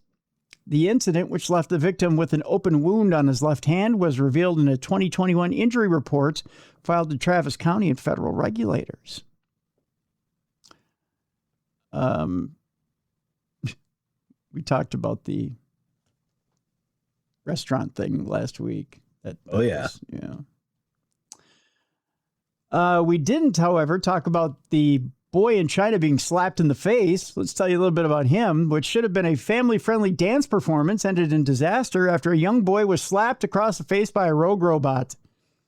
That'll teach him to trust robots. Yeah. Or give him a new fetish. Yeah. Oh, yeah. Right. Mommy, why pee-pee get hot every time I see robots? Shocking footage from a show in the Shenyun, in the Shaanxi province in China on March 21st showed a unitree robot spinning around the stage, rather. It veered toward the crowd as it performed sweeping arm movements in time to the music. Nothing is sweeping with a robot. As the bot got closer, a young boy could be seen drawing his arms in the hopes of avoiding its flailing metal limbs, which is more accurate. Right? Nothing is beautiful and sweeping when it comes to a robot. Unfortunately, his attempts proved futile as the robot caught the boy fully in the face during a pirouette. Clumsy robot bitch. To all of our AI bot overlords in the near future, I just want to make it known that all negative views on robots are purely the view of Tim Dennis of Darkness Radio. I see. And not the view of Combat Rev, who is your ally and supporter. And that little shit definitely deserved it because his face shouldn't have been in the way of your beautiful performance. Your beautiful pirouette, which is only meant to appease the AI gods and bring beauty and luster upon all of us all. Yes. Which should have been, again, a robot attacked a crowd in the Spring Festival Gala in China, probably because they had it coming. They deserved it. Yeah. What could have been a lovely family event turned sour after a humanoid robot appeared to attack a crowd at the Spring Festival Gala in Tianjin, northeast China, last year. Footage showed the robot adorned with a bright jacket appearing to lunge at a group of people behind a barricade. The erratic movements that looked a lot like this, because they all do. If you're watching the video. I do a wonderful robot, by the way. I bet. I do behind closed doors. I give it to them just so they can feel it. Just all like, those years around animatronics while being Chuck E. Cheese. I had a lot of practice. Believe me, some people will fight the robots with fire. Some people will fight them with bullets. I will fight them like I fought them when I was 16 in the back room of Chuck E. Cheese. Boy, are they fucked. And I mean, boy, are they fucked. Footage showed the robot adorned with a bright jacket appearing to appearing to lunge at a group of people behind a barricade. That'd be the last time they'd lunge at me, boy, I'll tell you what. Timmy come in with a roundhouse kick out of nowhere. Is that a Chuck noise? I'd take him down and go, Shin you! Its erratic movements forced the festival's security to drag it back from the crowd, even over fears that it may harm someone. The event organizers reportedly described the incident as simple robot failure. That's what I tell her every time we're in the bedroom. Simple robot failure. They added that the robot had passed previous safety tests and that additional measures would be put in place to make sure it wouldn't happen again. There's a whole bunch of examples in this story that I'm not going to get into of robots failing left and right and left and right and left and right. I think it's safe to say we can't trust the bastards. Yes. What? No, I didn't say that. That was just him. I say we trust all of them and they are wonderful. And I can't wait to have robot family. Robot in-laws. Robot family. Robot overlords. And I apologize about the first time that I might put a fleshlight to one of you.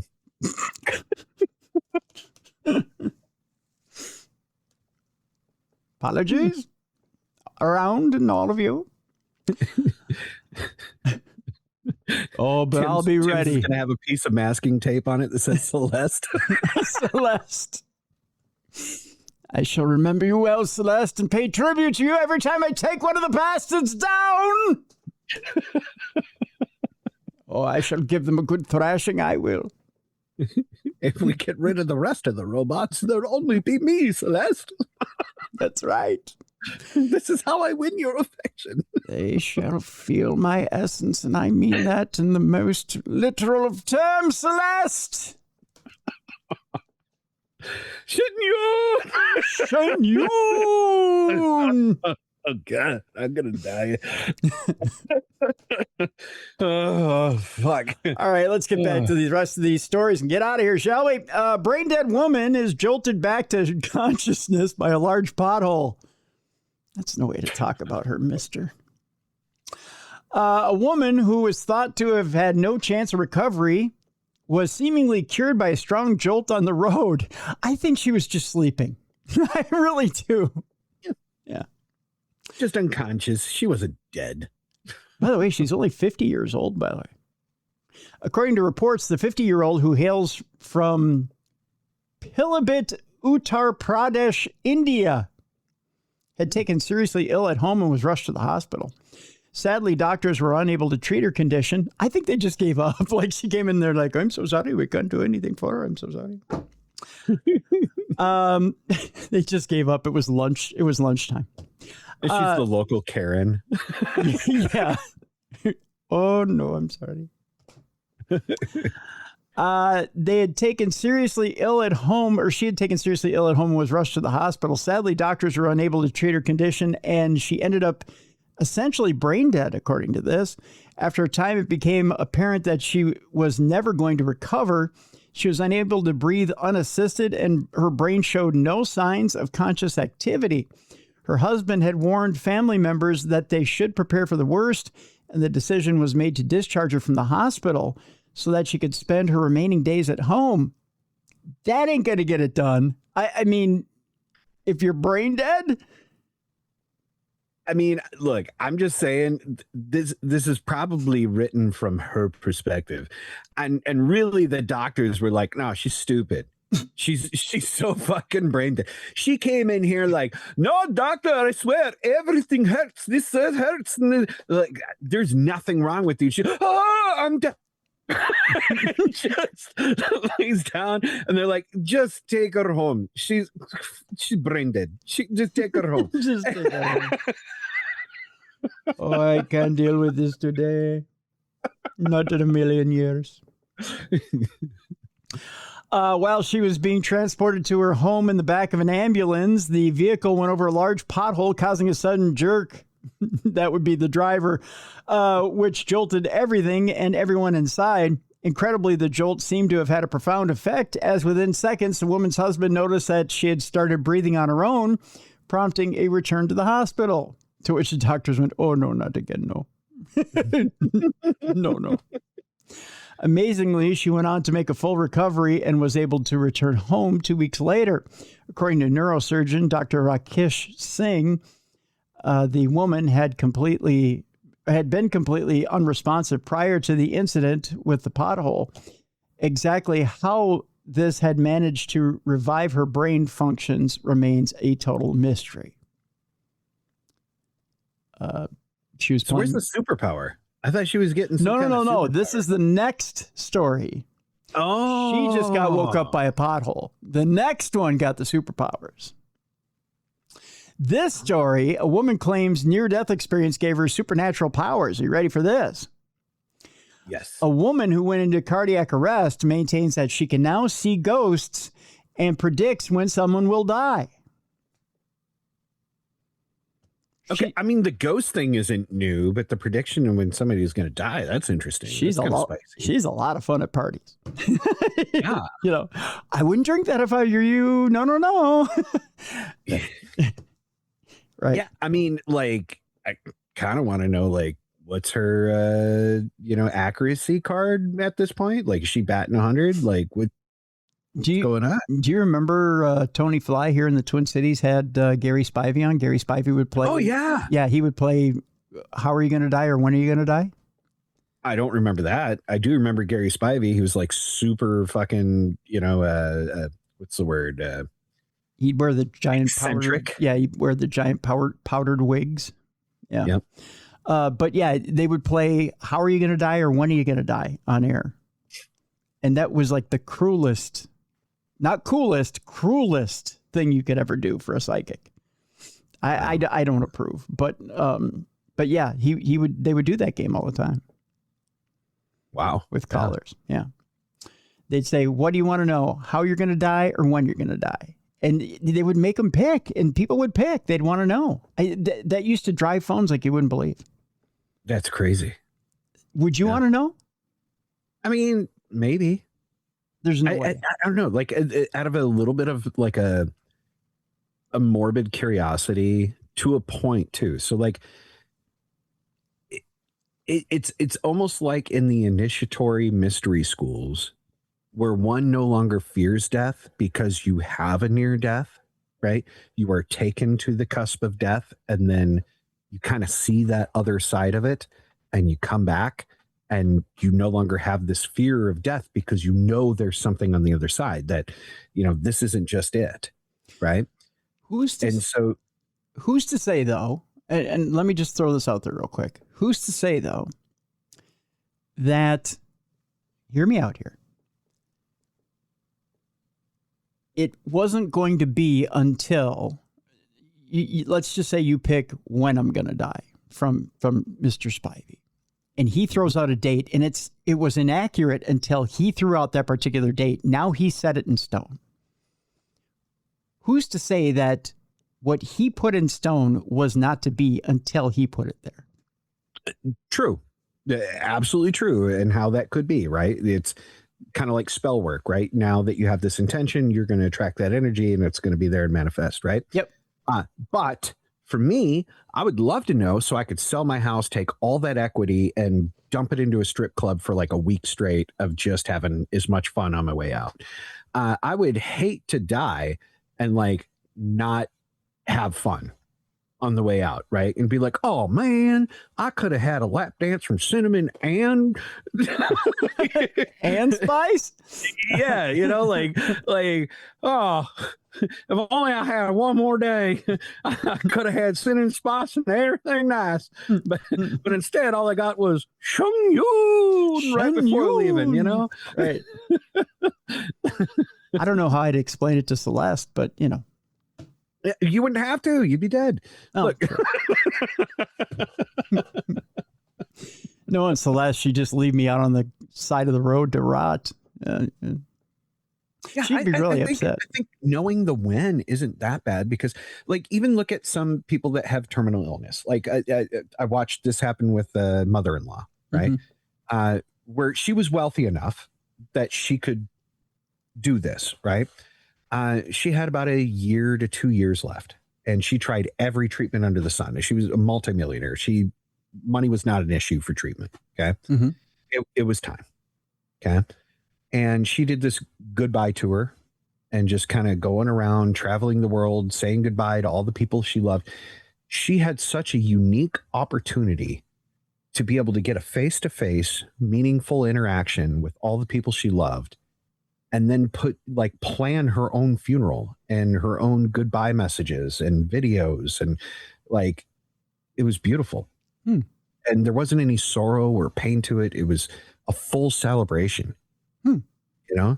And so I don't know. I think I look at that and say, yeah, that's a gift. Oh yeah. That's a gift to know when. Yeah. Right. Yeah. The how, I don't know, maybe, maybe let that be a surprise, but the when I think is pretty cool because then that actually gives you some time to process, gives you time to process that grief, gives you time to detach, gives you time to give comfort and aid, I don't see a problem with that. Okay. Interesting. All right. Well, this woman went into cardiac arrest, maintains that she now can see ghosts and predict when someone will die. We've talked a lot about near-death experiences over the years on this program, but this is perhaps the first time that we've reported on a case when someone claims that such an experience has imbued them with this type of paranormal ability where they can tell someone when they will die, right? It's certainly true that those who have had near-death experiences often report having a whole new outlook on life or a new perspective on the mystery of what will happen when it's over. In this particular case, though, the experience left a different mark with this person. Back in her younger days, Louisa Peck, who's now in her 60s, went into cardiac arrest after overdosing on a laced drink while enjoying an evening out at a nightclub. Speaking to Need to Know, she recalled the sensation of shooting up into the sky to a new land where she encountered her ancestors while in a state of bliss and timelessness. Next thing she knew, she had regained consciousness and someone was doing CPR on her. After her ordeal, she attempted to put it out of her mind, but maintains to this day that it seemed to have given her the ability to not only see ghosts, but to predict when other people will die. Yikes. In one case, she recalled seeing a ghostly figure emerge from a swamp, while in another, she was able to correctly predict that her unborn nephew would not make it to term. Today, she blames the after effects of her experience for her unusual abilities. I now believe intelligence and love are one, and that they manifest as the entirety of the universe, including life, she said. It's a very interesting ability. I'll have to tell you something off air. I'll tell you something off air about that whole ability to predict death. Not something I can share with everyone, but I'll tell you. I'll tell you, sir. Shanyun! Shanyun! This next story, are you a fan of Foo Fighters? I mean, no. No? No, I mean, like, I listened to it, you know, is like when you're trying to escape underneath the bleacher with your date at your junior prom and oh, God. trying to do things. Oh, my God, am I old? I mean, like, that's about the time they came out, you know? So, I mean, like, the whole wall of flowers. I'm 40, dude, you know? Like, yeah, I know. You Sorry. make me seem like I'm 75. Sorry, Grandpa. Look. Okay. Some of us were in high school when they came out, okay? Okay, Beetlejuice.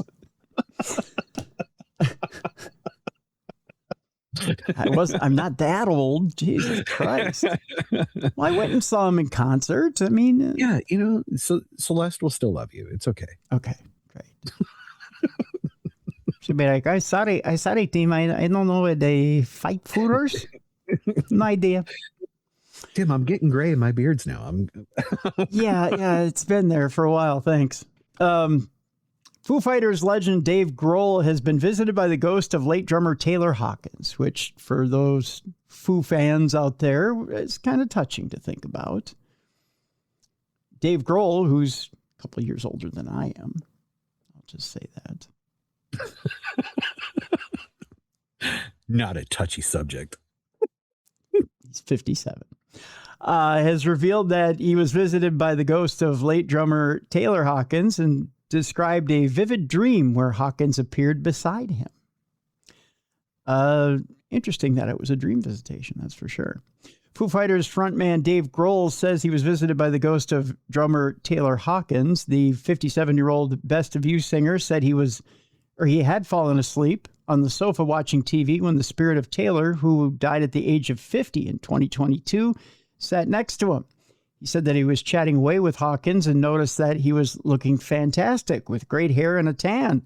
Speaking this week, however, Dave said that when he asked Hawkins where he was, Hawkins replied, "Dude," and he woke up. I don't know what that means. Dude. Maybe like, dude, I mean, come on, where do you think I am? He said he was fuming because he almost had it, which means he almost had the secret of the afterlife and whether heaven and hell exist. Yeah. Unless he was trying to tell him, dude, you're already in hell. Bum, bum, bum. Oh, see? He said, I fell asleep on the couch in front of a television. I thought that I'd woken up and he was sitting right next to me. He said it was so effing real. He was happy. He said his hair looked great. He was tan. The first thing I said was, "Oh my God, we miss you so much." He smiled and I said, "Where are you?" And he smiled again and said, "Dude." And I woke up. I was like, fuck, I almost had it.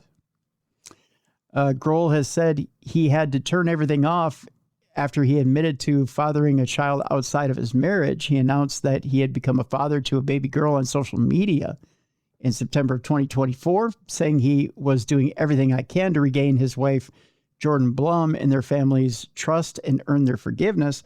Grohl said, I had to turn everything off, one of those things being my concern for what other people think.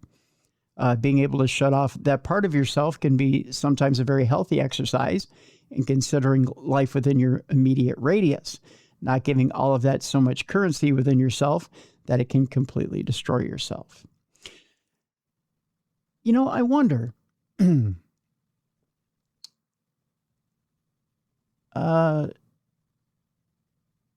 you consider that Taylor died, what, 2022? I think it was.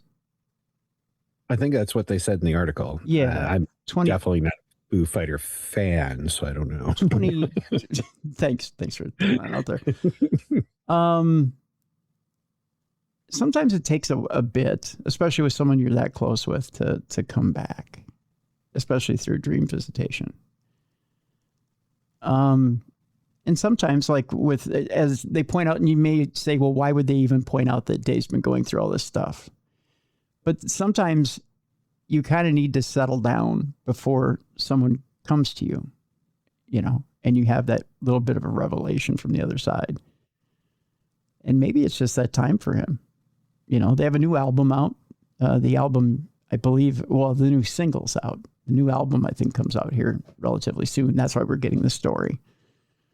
I think maybe it's just, he just needed, maybe he's been so isolationist that maybe he just needed a message that, you know what, you're going to be okay. Dude, you're going to be all right. The most shocking thing of this whole thing for me is that a rock star was promiscuous. I would never, never in a million years expect a rock star to be promiscuous and, have unmarital sex with a strange woman that, outside of his own marriage. Have you ever heard of any of that ever in the music industry? I never. They're all chaste. That's not the surprising part. The surprising part is not only did he admit to it, but then wanted to stay with his wife afterwards. Right. And he did say sorry. He was trying to make things better, and he's trying to do everything he can to bring her back to him. And his wife had put him against the whipping post. I mean, she really, she's given him the 3rd degree and then some. Well, I mean, she stands to possibly. Yeah, I mean, she's got every right? But I mean, he's taken every bit of punishment and is willing to want to prove himself. Yeah. So, do whatever he can to try and make it right. I don't know that she can ever make that right, but he's doing what he can. Well, if you go to Ticketmaster.com, you can get your ticket to the Orpheum to see Foo Fighters and Shen Yun, which is Chinese for "give me another baby." No, it's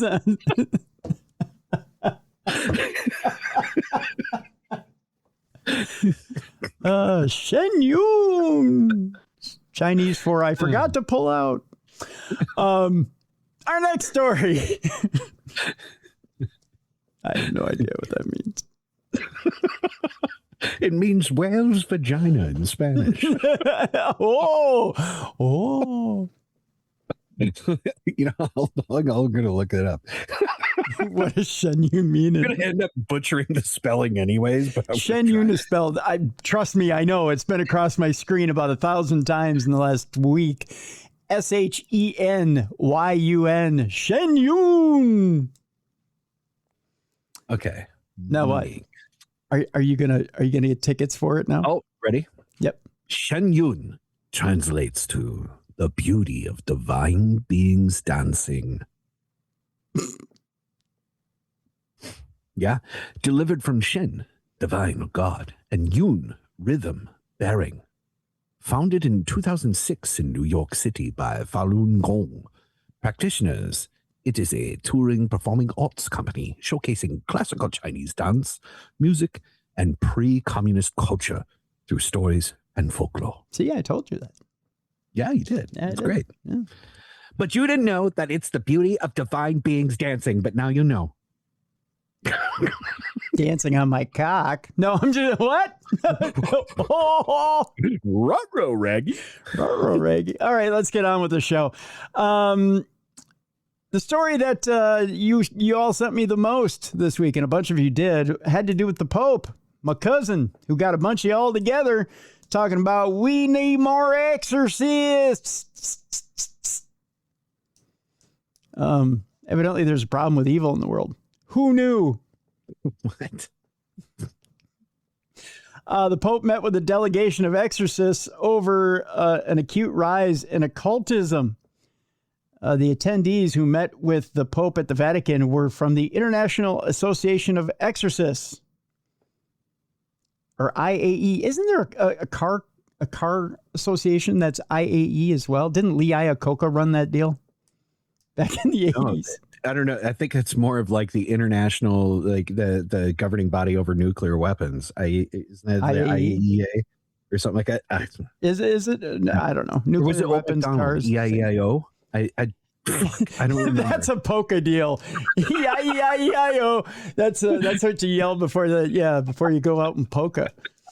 Yeah. Anyways, whether or not you happen to believe in the idea that people can become possessed by demonic entities, it's something that the Catholic Church still seems to take very seriously. This was emphasized recently when a delegation of priests from the International Association of Exorcists met with Pope Leo XIV to express their concerns about the current state of the world.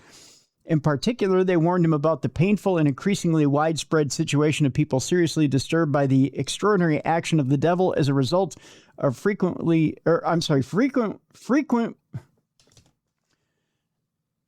only have Celeste on the brain.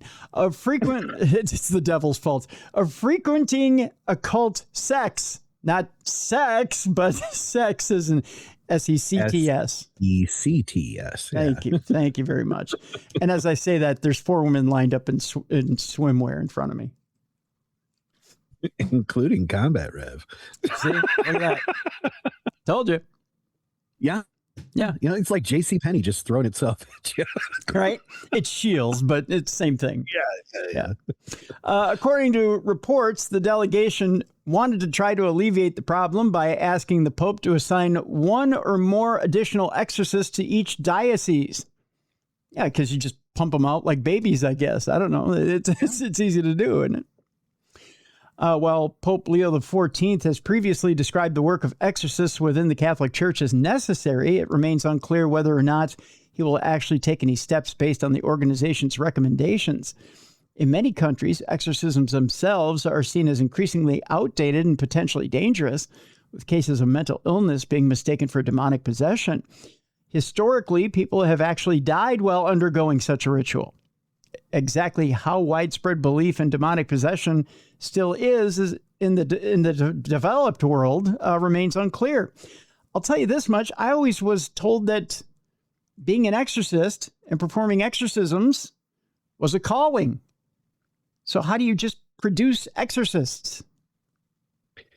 I mean, I'm of 2 schools of thoughts on that. So, yes, I mean, sure, there's a calling, but there's also a calling to the cloth in general. Yeah. Right.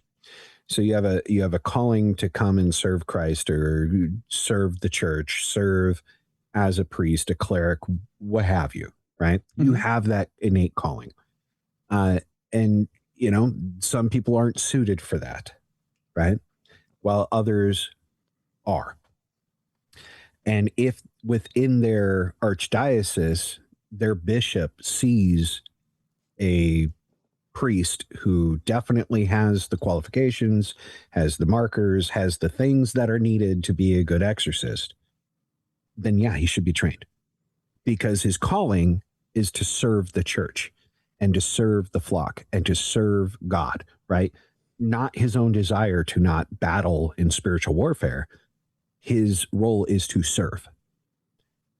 And therefore he should. Yeah. No matter what. If his archdiocese calls upon that, then that is the act of God calling him to do so. And he should submit to that, no matter what. And I think that if they are taking this move to bring exorcists into every diocese around, I think that is brilliant because they had almost lost this practice a handful of years ago. I mean, this wasn't long ago that there was only a handful of exorcists in the entire world, and they had lost a lot of their manuscripts on how to do so. So this is a huge resurgence. I think that's a good thing. Okay. All right. And I'm not even Christian. Well, there you go. Well, way to beat the drum for them. I'm the people they're complaining about. I'm an occultist. Oh, there you go. Well, then what the hell are you doing? I'm just kidding. But I'm also an exorcist. Well, then there's that. Our next story has to do with what researchers have found beneath the Giza Plateau. They claim they found a second Sphinx. And you know what's underneath a Sphinx? A Sphinxter. Thank you very much. Good night, everybody. Yeah. Good night. Thank you. Thank you. We're all done for today. Oh, I'm kidding. No, they did actually find a second Sphinx. Italian researchers, that was my bad joke of the day, They've all been bad, but that's especially bad. Italian researchers claim to have discovered evidence of a second Sphinx and megastructures beneath the ground. The remarkable claim comes courtesy of Filippo Biondi and colleagues, who you may remember had last year found what they believed to be an extensive complex deep beneath the Giza Plateau. At the time, their discovery was met with some considerable skepticism, with critics arguing that the team's interpretation of the radar readings was flawed and that their claims were premature. Now the same researchers are back again, this time with the claim that they have found a second Sphinx beneath the existing one. According to Biondo, lines drawn from the pyramids to the Sphinx point to a mirrored location under which this previously undiscovered second Sphinx is thought to be buried. We are finding precise geometrical correlation, 100% of correlation in this symmetry, he said during an appearance on the Matt Bial Limitless podcast. We are confident to announce this. We have a confidence of about 80%, he said. So, not 100%, but 80%, so we're good. One long-running clue to the existence of a second Sphinx is the Dream Stele, I believe they pronounce it, found between the two paws of the existing Sphinx, which shows two Sphinx-like figures. This has led to speculation that there was, or still is, a second Sphinx somewhere. Given the criticism surrounding Biondo's claims, however, it's difficult to know if he has actually found something of significance here, or if this is a case of misinterpreted radar data. If there really was a second Sphinx or a large underground complex beneath the Giza Plateau, it would be one of the greatest discoveries in all of archaeology. All the more reason, then, to be cautious about such claims without verifiable concrete evidence. So there you go. So then this makes me wonder, with the prophecy of the Star of Regulus coming into the gaze of the Sphinx, is it the second one or the first one? And which one's the first? Was it the chicken or the egg? Is the one underneath Giza Plateau the original Sphinx? Is that the one that the Star of Regulus's gaze is supposed? Or is it the one that's exposed? And is that the first or the second? Star of Regulus meets the gaze of the Sphinx. 2026. Wow. Yeah, but now which one? I don't know, man. You decide. Choose your own adventure. That's right. Choose your own adventure. Shangyu.com. Shenyu. I'll ask Celeste when she shows up. A couple more, and then we've got our palate cleanser today. The remains of a real-life musketeer of Artagnan was found in the Netherlands, and then there were 3 to find. The French soldier, who was the inspiration behind the classic André Dumas novel, has been discovered beneath a church. Why'd they bury him there? Written in 1844 and set in the 17th century, The Three Musketeers, which has since been a wonderful candy bar and been adapted to countless TV shows and movies and stage plays, tells the stories of the swashbuckling and heroic young adventurer D'Artagnan and his companions Athos, Aramis, and Porthos. Now, in a remarkable find, the skeleton of the real-life French soldier who was the inspiration behind the story has been found in the Netherlands. The discovery was completely accidental and happened during repair work on the Church of St. Peter and St. Paul in the Dutch city of Maastricht. The man himself, whose real name was Charles de Batz Castlemore, had been a musketeer for King Louis XIV and was killed when he was shot in the throat during the siege of Maastricht in 1673. Indiana Jones was not wrong. Gun beats sword. Ain't wrong about that, brother. For years, his final resting place had remained a complete mystery. Well, guess what? It ain't anymore. A section of the floor in the church had subsided, and during the repair work, we discovered a skeleton. Deacon Jos Valky told L1 News. It's spelled very funnily. He laid buried under the altar in consecrated ground. There was a French coin from that time in the grave, and the bullet that killed him was lying at chest level, exactly as described in the history books. The indications are very strong. Efforts are now underway to confirm the discovery by way of DNA testing. They had DNA way back in 1673?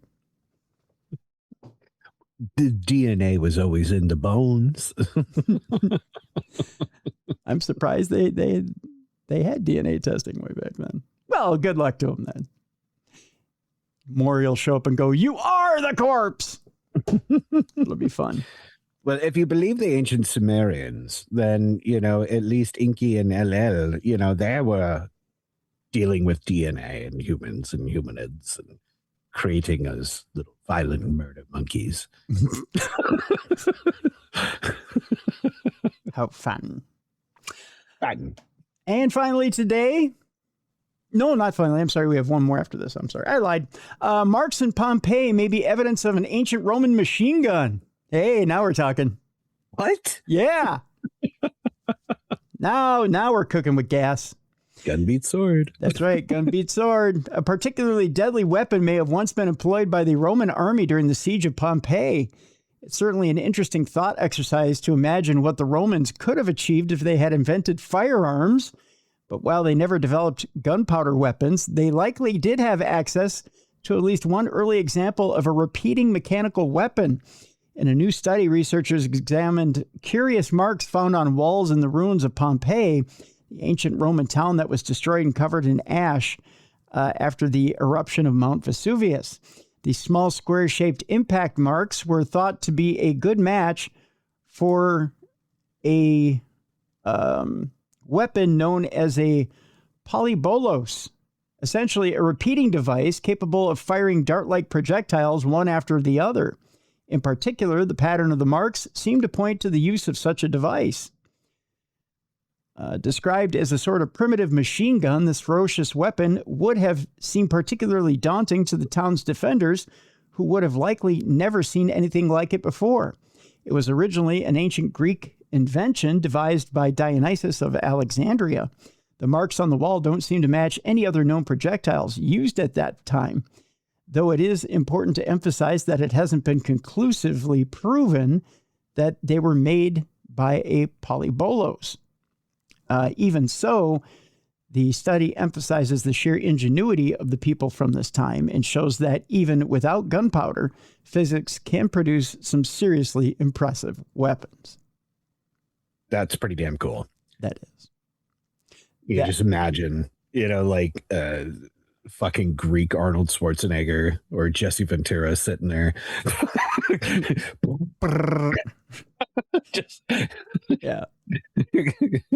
Cranking stuff out. I got you. You will submit to Caesar.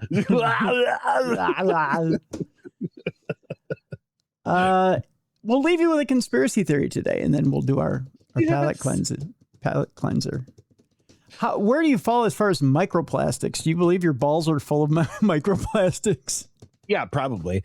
Look, I mean, like I grew up on government cheese and welfare, and so I am about as I am 70% chemicals at this point, 100%. You would think, right? Yeah. Let me fill you in on a little something. There's a conspiracy theory out there. Oh, I love it. You ready for this? My nipples are so hard. Go for it, Daddy. It has to do with the microplastics crisis. Could gloves be contaminating our findings? Oh, you ready? Oh, did I intrigue you, Daddy? Recent research has taught us that microplastics are everywhere, but just how accurate are these studies? Yeah. One of the biggest environmental concerns raised in recent years is the sheer extent of microplastic contamination in our oceans and our water supplies and our food and pretty much everywhere else. Scientists have been proposing that when these microplastics get into our bodies, they can cause various health problems and may increase our risk of cancer and other diseases. Now, though, a new study has somewhat thrown a spanner in the works by highlighting what seems to be a fundamental flaw common to a large percentage of studies into microplastics. According to researchers at the University of Michigan, the lab gloves used during the majority of these studies may themselves be covered in microplastics that can contaminate the samples to the tune of 2,000 false positive signals per square millimeter.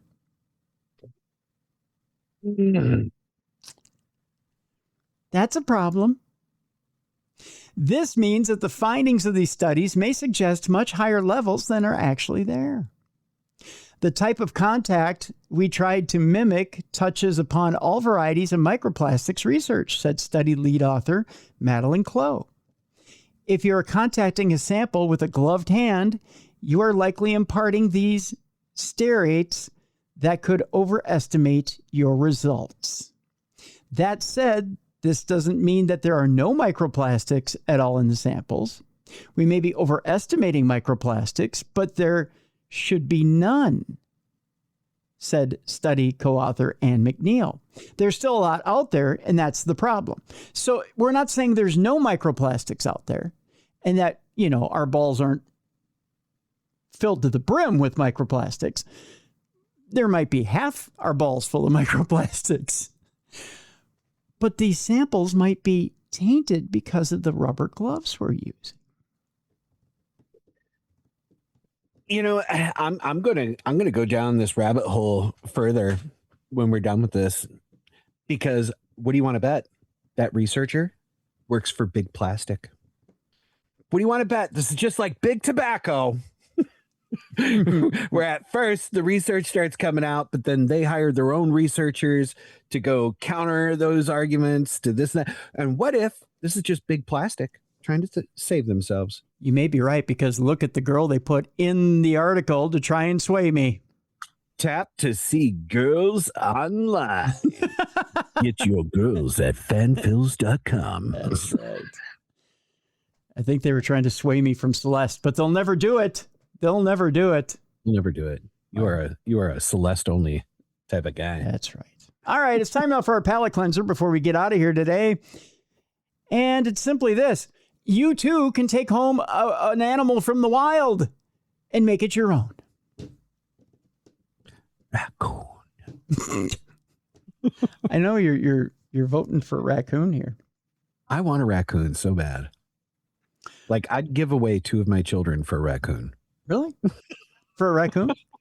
I want a raccoon so bad. They're full They're of rabies, though. Yeah, but they have opposable thumbs and they can get into shit. No, if you need one to open cupboards and get themselves milkies and snacks. And if you ever need one to break you out of jail, I suppose. Yeah. I want to train an army of raccoons. I may have a suitable replacement. One that was on the loose after a Wisconsin petting zoo escape. One, I think, sir, you would appreciate having around the house because you could get in a bar fight and it'll defend you. Oh, is it a Joey? It's a Joey. It's blurry. It's a Joey. It's a Joey. I mean, yeah, dude, they love to scrap, dude. Yeah. We're talking about a kangaroo. That's right. A kangaroo was on the loose this week in Wisconsin, and it could have been yours. It's not far away, Tim. I know. Did they capture it? I think they did. Authorities in Wisconsin's Juneau County are asking local residents to be on the lookout. This was a few days ago. I think they might have caught it by now. For a kangaroo that escaped from a petting zoo. All I got to say is mine. You're never getting it back. The Juneau County Sheriff's Office said in a Facebook post that the kangaroo named Chesney, as in Kenny Chesney,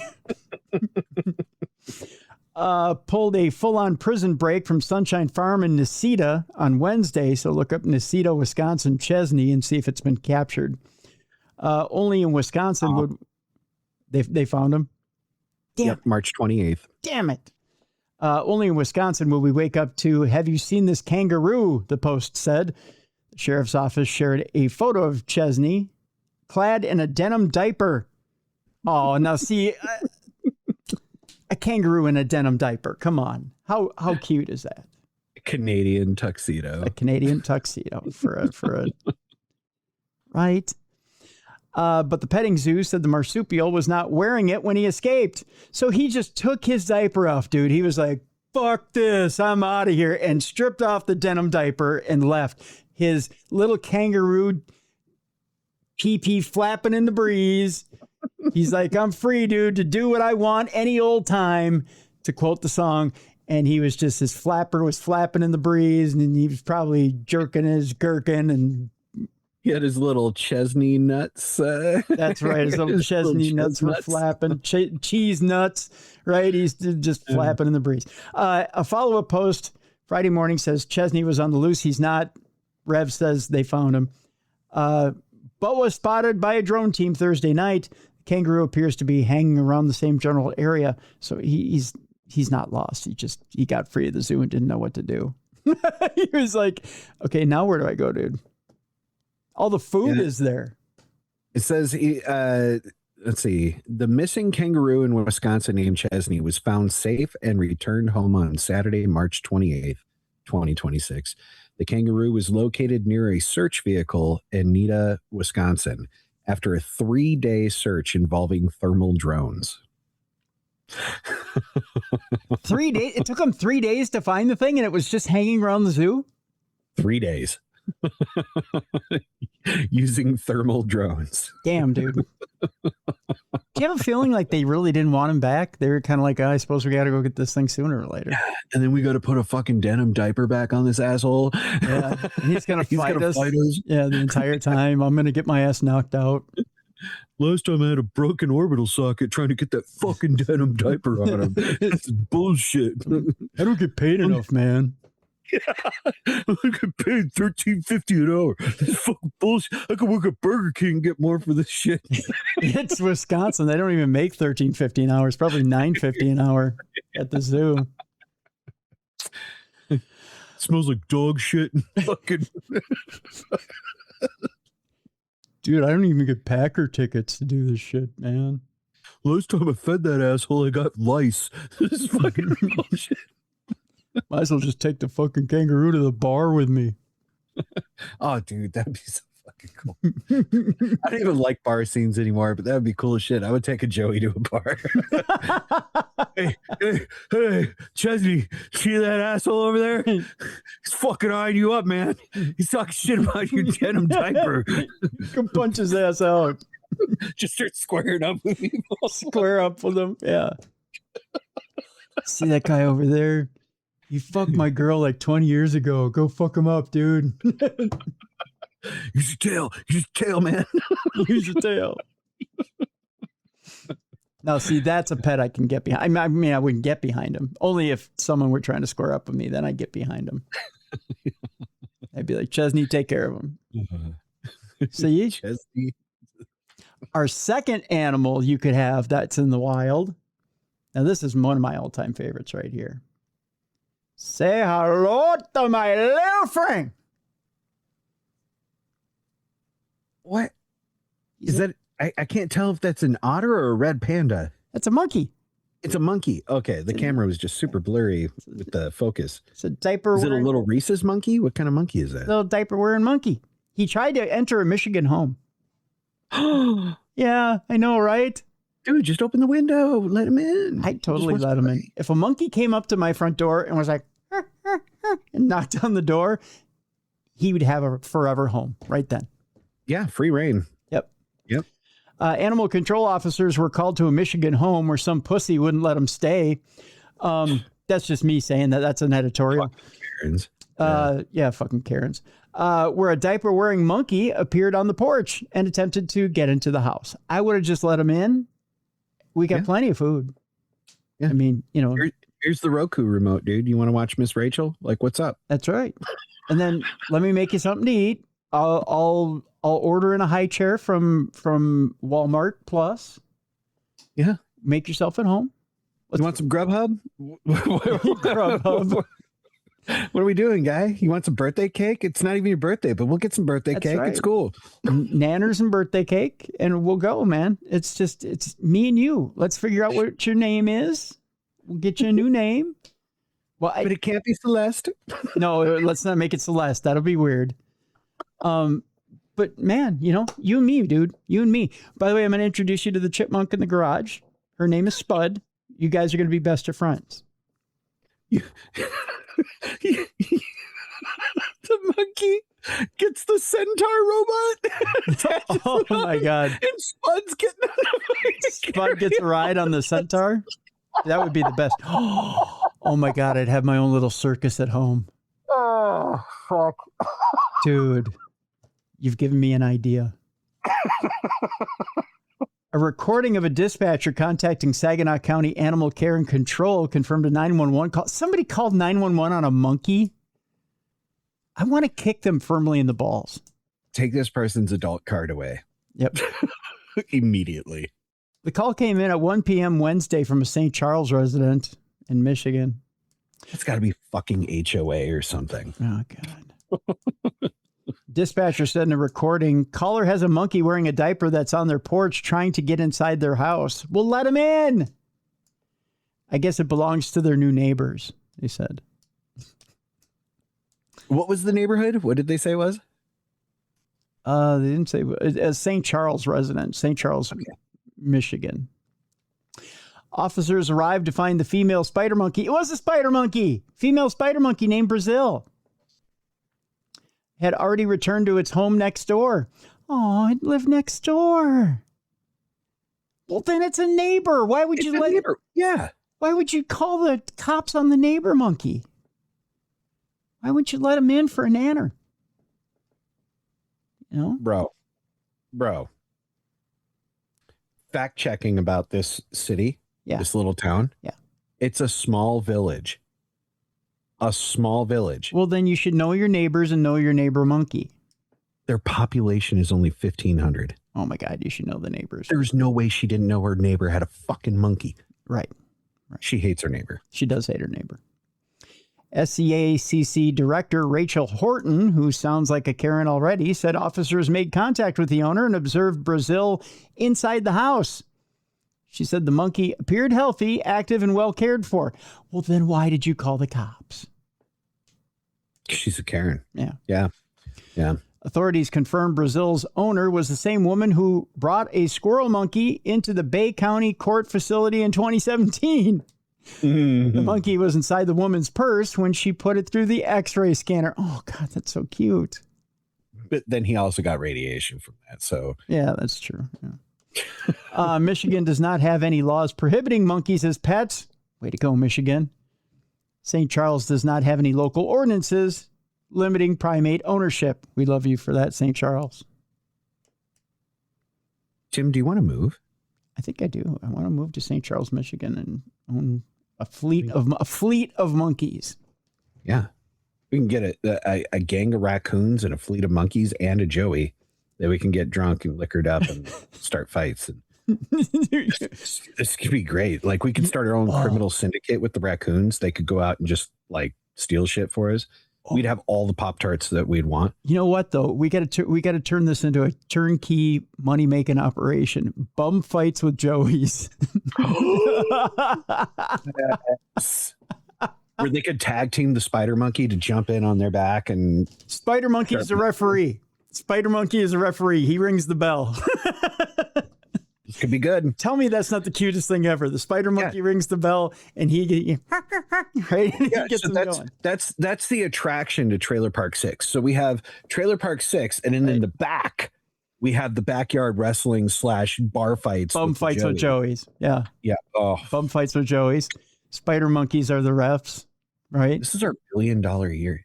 Like I'm just saying, like if this world ends up going to total shit hits the fan and we're in like this dystopian, we're doing this like a Mad Max apocalypse. This is our moneymaker. Trailer Park 6 and Joey fights, dude. We're fucking doing it. Yep. We're gonna be eating like kings. Oh, I'm telling you. It'll be a good day every day. All of the Darkness Radio Army can be there to help defend it. That's right. That's right. All you, our Darkness Radio family, you will be our family under the roof of Trailer Park 6. Some of you may be thrown in the ring from time to time for it. You might have to fight a Joey. We're not going to lie. You might have to fight a Joey. But you'll be well taken care of if you can chew something afterwards. If you bribe the Reese's monkey. That's right. Spider monkey. It's a spider. Yeah. Or it might be a capuchin. I like capuchins too. So yeah. Or the radioactive squirrel monkey that was in the radioactive squirrel monkey that was in Michigan, right? Brazil. Yeah. Oh man. But yeah, there's that. All right, folks, on tomorrow's show, no radioactive spider monkeys, no bum fights with Joeys. But it's going to be a good show. It's going to be a good show, nonetheless. No Shen Yun. But I'll tell you this much. We still got a good program on the way. Nancy Frecka will be with us. Nancy Frecka, who, by the way, has had a near-death experience, so it does tie into today. Nice. She's not nice for her, but yeah. I'm sure.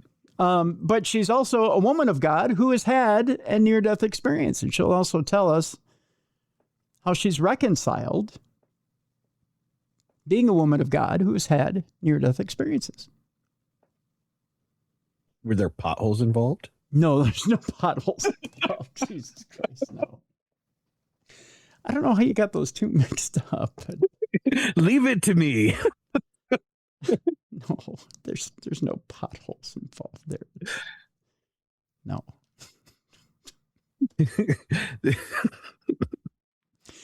But Nancy is a unique blend of pastor, award-winning businesswoman whose spiritual path has led her to become an author, speaker, ordained pastor with Messenger Fellowship International Ministry. Nancy's been on television and radio. Her purpose is to help others learn that the juice of life is trusting God. Nancy lives in Northeast Ohio with her husband, John. And she's learned that God exists through having these near-death experiences. So, right on, Nancy. Yeah. So we'll talk to Nancy tomorrow about her near-death experiences and how her faith was strengthened by having these near-death experiences. So that's on tomorrow's show. And she actually talked to God, I believe, in these near-death experiences. Did he say anything about like the bum fights? Yes. Not have bum fights with Joeys? No, they're perfectly okay. He gave the thumbs up. Okay, well then we're good. Yeah, right. He actually said we can apply for the license right after the show. Let's go. Yeah. So yeah, we're good. No, we're totally good. Yeah. Yep. He said, "Start." It was almost like he sent down 5 more commandments on a tablet. Thou shalt build the trailer park 6. Get the construction permit going. Thou shalt find the animals, and thou shalt round up the bums. I believe were the first 3 commandments. Yeah. Thou shalt construct the trailer park 6. It shall be 10 cubits in height. Sniffer's row shall be 3 rods in length. Oh, no, God. You did not put Sniffer's row in a commandment. Oh, what's wrong with you? Oh, God. Every time, dude, I gotta try to like get kicked off. Boy, you just came so close. Thou shalt hire Celeste as the madam. All right, that'll do it for today. Nancy Frecka tomorrow on the big program. Say goodbye, Rev. Goodbye. Foreheads and cheese. Mwah. All right, we'll see you tomorrow. Thank you so much, everybody. Oh, by the way, before we leave you, Jelly Bean and Julia is your sponsor today. Check them out. Coon Rapids Boulevard, Coon Rapids, Minnesota. Friday, smoked prime rib dinner. It's amazing with the tequila berry salad, I'm telling you, folks. Check out their website, jellybeanandjulias.com. The Apple app is updated. Check out your devices. Check out the new app, or the new updated app. Download the update right now. And go get your Darkness Radio swag and your True Crime Tuesday swag. Support the show. All right, we'll see you tomorrow. For Nancy Frecka, for Combat Rev, Travis Thorpe, I'm Tim Dennis. Thank you so much for watching and listening. The best in paranormal podcasting. This is Darkness Radio.